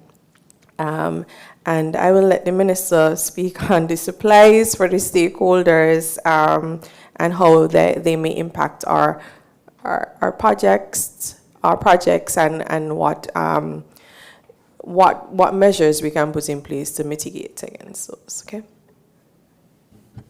Okay, so thank you, PS, and thank you, Ian, for the hard questions. But following on what the PS says, there's always going to be volatility in the industry. There's always going to be ups and downs. This is, in fact, not the first time. What is required, though, is sober and competent leadership. And I'm proud to say that we have that not just in this government, but in the teams that lead with us in tourism, at SCASPER and all the other agencies, SKTA. So outside of what we're doing with marketing our destination to, you mean in other source markets as the let me just talk about the impact first on St. Kitts and Nevis. Yesterday when we met as an interagency unit, we were advised of the 2 flights that are being removed from JFK, which is the American Airlines on Saturday, and I know my CEO and Delta, my deputy CEO, doesn't want us to touch it. Those flights on the Saturday have been removed, ended. Usually they stay on for longer period, but they've ended earlier, clearly because of what's happening geopolitically. It doesn't mean, however, that the route isn't being serviced, because we still have JetBlue year-round that service that market on Sunday, Tuesday, and Thursday. So it's just and United Airlines, forgive me. So it's just the Saturday flights for American Airlines out of JFK and Delta. We actually felt that that route was oversaturated, but the carriers were interested in servicing it, and we didn't have any opposition to it. But the route is still being serviced. So the PS went into what we're doing. We adapt, we pivot, and we persevere every time there's a challenge. We work together not just in the ministry, but with stakeholders on what the best options are. One of which is marketing in different source markets, as the PS referred to. We've also increased our regional collaboration with airline partners, tourism organizations such as CTO, in terms of exploring not just the Latin American market, but how we can work together in terms of our product. We are also working locally with our stakeholders on creating new tourism experiences. As the PS said, people are willing to spend their money for what they want, even when things, even in uncertain times. So if we create a product and we can stimulate the demand for it, people will come. We've actually seen an increase as well from the Canadian market. So when I heard Mr. Bat earlier about exploring more in that market, we've actually pumped more resources into the Canadian market, and we are seeing the results.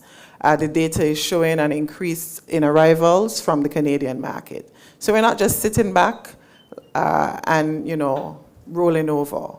We are sitting down, strategizing, adapting, pivoting, and we will persevere. Thank you very much, PS and Minister. But I forgot to mention initially the recognition of the youngsters, the culinary team, and I extend congratulations to them and in being selected, and best wishes, because we know how, especially the Go Water, like you mentioned, with high speed, which I happen to enjoy. In terms of Caribbean Airlines, when they were pulling out, did they have a discussion with the government of St. Kitts and Nevis in terms of what can be done, any provisions to consider them not pulling out? And did they make any, is the government to Caribbean Airlines and even the other two, Delta that you mentioned, pulling out? And Pulling out, ending, okay. But in terms of Caribbean Airlines, stopping. Our trip to Africa recently, have we been seeing any benefits from the tourism point of view as yet? If so, what? And if not, when do we expect to see some dividends, some benefits from that trip, please? Maybe not from Africa directly, but there are other places that we're seeing the traffic coming in so far to the island and mainland here. Before that recently. See, our stakeholders are paying attention. So, You may not necessarily see it from Africa directly, but there are other areas of the world that are paying attention to what is happening in St. Kitts, what's going on. And these are huge steps. We focus a lot on what's happening in the Caribbean market, yes, but is the return on investment really great in the Caribbean? It's more focused on what's happening outside. And I don't want to say too much, but as you were talking about the wars, I couldn't help but think, why are we not thinking the benefits that are going to come to us out of this war? I mean, this is a huge deal. I think it could ultimately be one of these destinations that everybody, if the marketing continues the way it is, be the place to be. We have to control our crime, in which we're doing, our education of our people, or young people as we so many focus on. All of these has to work hand in hand for us to ultimately become that prime destination. So you see, Mr. We do these meetings regularly, and they're up to the time with what's happening. But she works in the with the hoteliers, yes, and they will have the data in terms of impacts and arrivals. However, in relation to your questions about Caribbean Airlines and the service, there were no discussions with us. I tell you, this is above us. You know what I mean? There were no discussions, and as such, there were no offers as it relates to an MRG. Is it? No. Thank you. There were no? Okay. It's disconnected. But It's all, yeah. Hello? Yes, test. there were no proposals for any MRG. However, what is there, thank you to the technical team, we do have an alternative to service the route. So I don't think we're left without an alternative. I think Larissa would have answered the questions on the impact. I don't know if that's sufficient.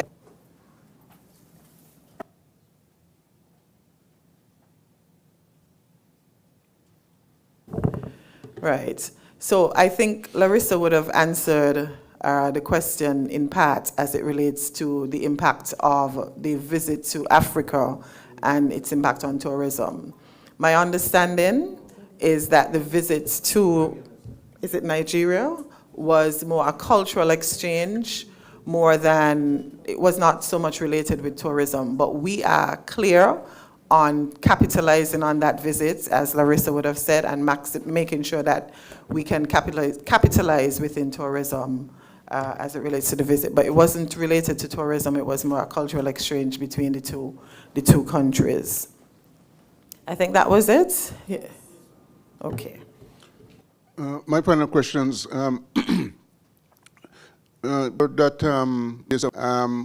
we have on that in terms of its structure, the budget that's surrounded and people in community, what are we looking at now, 2026 going into 2027 and beyond? Parks, beaches, monuments, part of the Circus Monument, Independence Square. Also, can you also talk about sports tourism? We have a stadium, a cricket stadium. I think it's underutilized because we probably could develop a museum, a restaurant, and a whole bunch of activities, daytime matches, that will be conducive for people who want to come off a cruise ship, go see a match, that kind of thing. What are we doing along those lines? Thank you, Mr. Batts.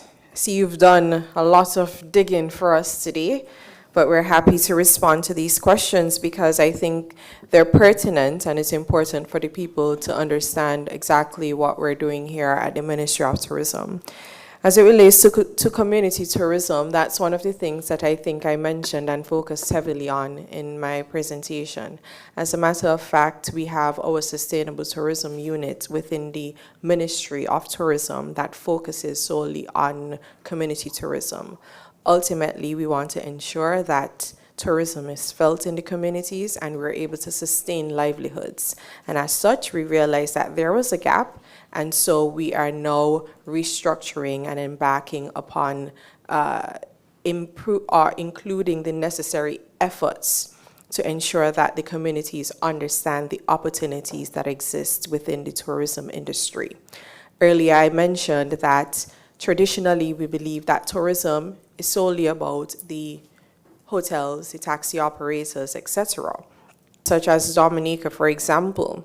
When you travel to Dominica, the people are responsible. I think the falls that I visited, and the people are responsible for the money. And the government is very open to having more people. I think our people have long believed that tourism is simply about becoming a taxi tour operator. And so we are now endeavoring to ensure that our people understand what opportunities exist and what resources we are prepared to thrust behind the communities. And so I hope when we have our first Beyond the Brochure community conversation, I see people like yourself. I was recently on Freedom, as well as that I said, along with the team at the ministry, explaining to persons that even a DJ can be part of the tourism industry. Somebody who makes ginger beer can be part of the tourism industry. You can easily create a tour around your product.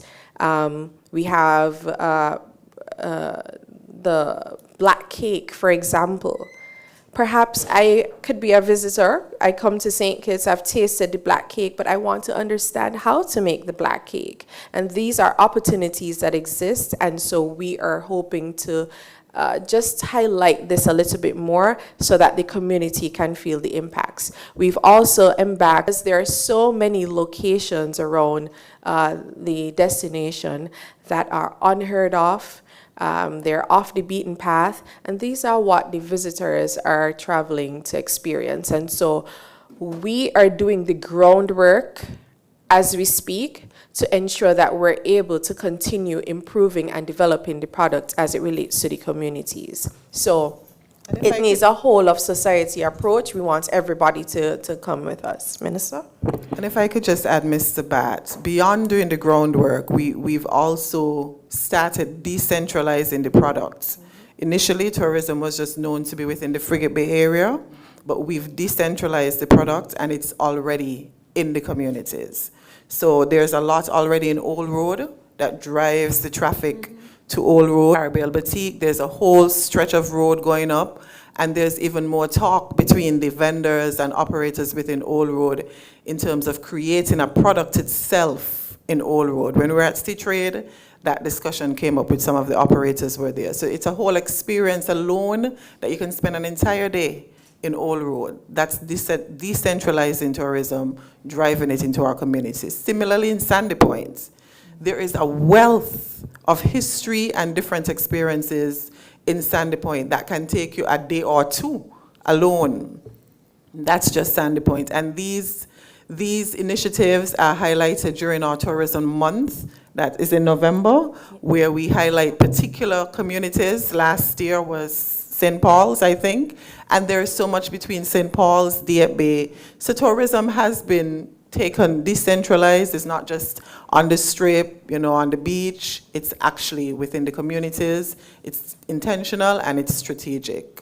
So as a PSA, we continue to be mindful of what we do, the baking of the black cake, the wax making within St. Peter's, the soaps, wherever it's done. It's intentional to drive the traffic into the community so that the wealth from tourism actually trickles down to our communities.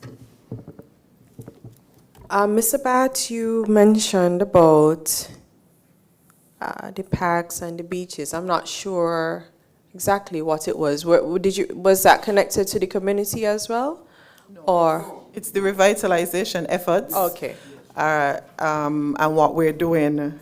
Let me just find the revitalization efforts in the parks, beaches, and our monuments. Yeah. So, and then there was still a separate thing about sports. Sports tourism. So the parks and beaches are managed by a different actively. The monuments, they fall under, so the square and the clock in the circus, everybody thinks it's Masha. This is a Masha, got a clock looking bad, but I'm a part of this government. But it's managed not by tourism, it's managed by the Urban Resilience Unit. That used to be called Urban Development, falls within the Ministry of Sustainable Development. Those things are, the clock and the square, they're managed by that department. We work closely with them. We lobbied hard for some work, for some funding to get the clock restored. It's not our mandate, but everybody was saying tourism, and so we were able to convince the ministry when we went for estimates discussions to get some funding, and we've also had some local and private persons who've come on board to support the restoration of the clock. The square is the same thing, but we continue to work together to make sure that these areas, the forts down at on the Bay Road, the cenotaph, all of that, we work with parks and beaches to make sure that they're kept and Because these are highly visible, correct. tourism-oriented products. Correct. And while they are being run by a different ministry, I think the collaboration needs to be such that work needs to be done And that we're urgency. and that we're mindful of, but fortunately we were able to get monies in our budget as it relates to the clock in the circus, but funds are expended to other departments and agencies. What we can do is advocate for consistent maintenance of these sites and monuments. We agree with you that they're important. They're some of the first things our visitors see. And maybe you should advocate with us to get the monies to actually maintain them. But we work collectively as a government to make sure that this happens. Sports tourism, the PS can actually speak to you on into the niche, similar to yachting, what we're doing in the ministry to build that out. So, Mr. Bat, I think sports tourism is an area that is of critical importance to tourism as well, sports. And I know you mentioned specifically cricket, because I know much of our population are avid cricket supporters and fans. We are continuing to work closely with the Ministry of Sports. Though it may not be seen in the area of cricket at the moment, I can say that there are plans for more of that to take place. But if you look at our cross-channel swim, that is sports tourism, hundreds of people, kids and Nevis annually for the cross-channel swim. Our endeavoring, we have training, pick up another sport that is picking up globally, and you will find there are courts here at the St. Kitts Marriott, at the Park Hyatt as well, Four Seasons. People travel to our destination sports, and so the sporting sector is evolving in terms of the types of sports, and we are actively ensuring that we keep pace with the evolution. When we think about, you mentioned yachting, but we have an avid yachting, or robust rather, yachting program for students. We currently have a young man, and I would like to mention him, Grayson Burrell, in Canada, competing, representing St. Kitts. Is it Canada? I think it is. Forgive me. But he's representing St. Kitts and Nevis currently with the Optimus, the sailing boats. That is all part of our sports tourism initiative, and we continue to prioritize sports tourism. Recently, we had the Leeward Islands golf tournament. We had persons traveling from throughout the region participating here. They came to represent Leeward Islands. So we are actively pursuing sports tourism, though it may not necessarily be in cricket at the moment as it relates to sports tourism. Okay?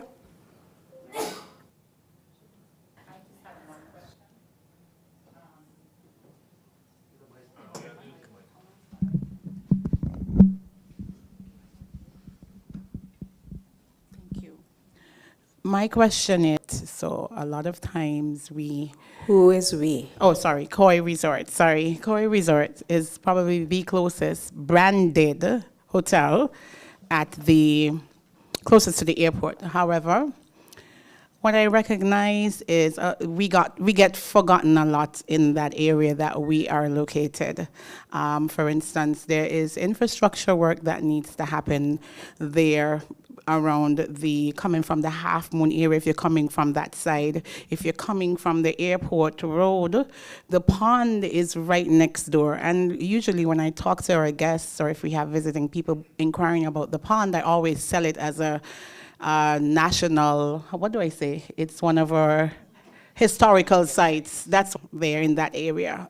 It affects our villas, it affects our rooms. Our guests sometimes tend to think that we're not cleaning our toilets properly. It's that bad.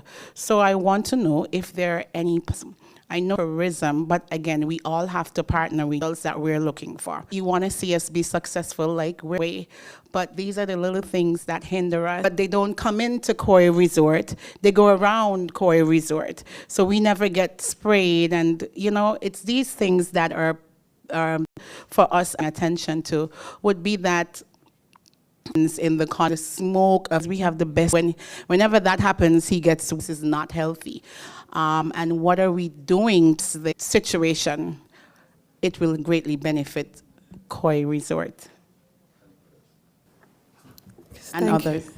Thank you. The things we instituted in the Ministry of Tourism is our wellness checks on our hoteliers, collective meeting of hoteliers, and we also do one-on-ones with hoteliers where these questions, conditions addressed. We actually had one-on-ones with Koi. Those discussions, we actually had the issue of the coastal erosion that's addressing the impacting the hotel, the beach there, and where you use space. So these things are usually raised in our one-on-ones with your management team and the ministry and the SKTA when we come one-on-one. So issues of infrastructure, those things are raised when we meet one-on-one. Because this is the first time I'm hearing it. This may not be the best forum, but this is the first time we're hearing, because we've done meetings with different hoteliers who've raised infrastructure and they've been resolved. Sunset Reef, some with the Marriott, different. So it's not like they're unaddressed. So perhaps we can sit down, we can schedule a one-on-one with you guys, and those things can be addressed. The issue of the landfill, that's really an issue with environment. I think from our understanding, the landfill falls under the Ministry of Environment, but from our understanding is that trash at ill. However, proper disposal of certain, and that's how start fill, and so just for the we all play responsibility as where we dispose our garbage. For many years, we've moved away from burning the trash. No longer know and could smell. Oh, tonight the landfill burn. They are more sustainable. And so these are just one-off instances when there is some element of combustion that creates a fire at the landfill. But one-on-ones, make sure that they're communicating. We have one, no other questions, or do we? We have one more question so that we can have some lunch, Mr. Biff. Yes, I'm pretty hungry. Are you taking us to lunch here at the Marriott by chance? So we'll have a working lunch in our offices. Okay. You mentioned when we start the home porting system. How involved will our local farmers be in terms of them providing produce, the ships? And we recently had the situation, the ape and the concern about passengers being have it that way. It was proved. That's not accurate, though. No, there are persons who had that concern. Oh, the persons having concern that person may be coming. Okay, but no, it's not. Health is not your ministry, but obviously you work along with health in situations like this. Do you think place the necessary to handle any situation? And we know of the hand petition division had a passport, but if persons were to come in with these diseases, are we ready right now to handle them, or what, if not, what else would we have to do? What do we have to do to make sure that the first responders, persons at the airport, and other persons are safe and not become infected by these? Thank you. Okay, so we have a task force, that's the Ministry of Tourism, because that's the Ministry of Health, but we collaborate. Someone who's sitting on the board and is responsible for us. There are two persons, in fact, who sit on the board and address these issues. There is also a task force between the Ministry of Tourism, Health, and the police, immigration, and we meet national security generally. We meet regular issues such as these. So it's not that we're not prepared. We discuss them not just from COVID. We learned a lot in terms of how we are to be operating, and we continue to put the protocols that we are prepared for any pandemic, any issue of, you're saying full, I'm not sure you got that from, but was it earpiece that came? It wasn't even earpiece. A flight came in that came from and of course there are protocols in place, not just by saying anywhere. I'm told Barbados, Antigua refused to take the US for persons coming from high-risk areas. So there are protocols that we have implemented and we're implementing as a sovereign state ourselves for passengers coming in from high-risk areas, passengers with whatever the Ministry of Health says we should be looking for. But we have not received any passengers who were infected with any disease or virus. So I'm wondering if that addresses your question. Clearly, we have the maybe resources, but definitely the expertise and the leadership within the organizations to come up with the best solutions, even with to have sufficient resources to deal with it. Yeah, so I think we said a lot on it in terms of positioning our people, but I would let our Deputy CEO, who's leading the stakeholder engagement in making sure that we are ready to answer that question. Thank you. PSNI, a few weeks ago, with a team from the Agriculture Department, and we did raise this with them in terms of the preparedness. As Minister would have indicated, there are things that are going to happen right away, and there are things that are going to take a little bit of time. Agriculture is one of those areas because it's not just about saying, okay, farmers, here you go, you can supply the vessel. But, for example, Minister has been touting this repeatedly. We need about 40,000. Now, we have to deliver, not just deliver, but deliver consistently and to the third. And so we have to remember the readiness workshops and some of the things. That's the first. So of course, we want to take advantage of all of the consent, but we're going to take it in steps and in order because we want that and stop, and then there's an issue. So we are welcome. They've been advised of some of the needs that we have, and so they'll be working collaboratively with us to ensure that we are able to deliver. Okay, yes, and there's also the supply committee at CTO as well that we are also represented by our Chief Executive Officer, Ms. Fontenelle, and so they're also collaborating across the region to ensure that we're all aligned to supply these vessels with what they require. So, you may not know, St. Kitts may do the eggs, making sure that we're all aligned.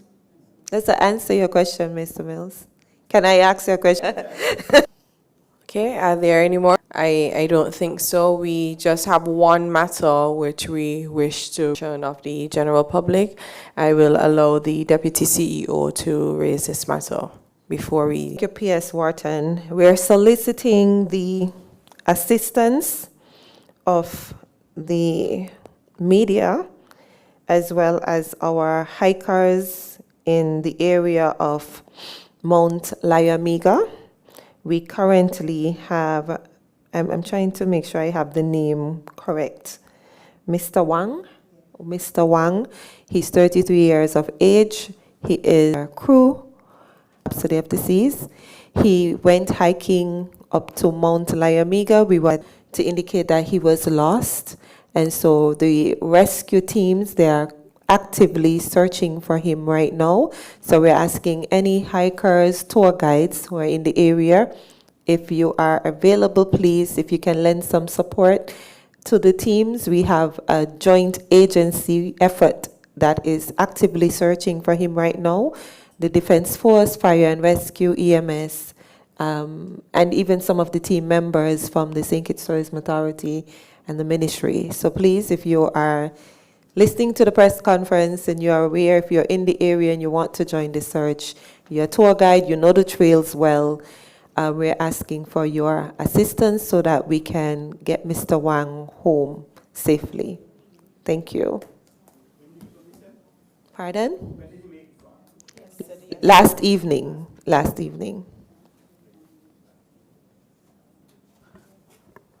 Okay, so this again for your support in finding and locating the crew member from Rhapsody. This concludes our press conference for today. I would like to extend our appreciation to all of you who attended, the press, the stakeholders. We appreciate you. Without you, we cannot move forward in tourism. And so we want to thank you again, and we look forward to your continued support, thrust forward tourism industry. You get home safely or back to your offices.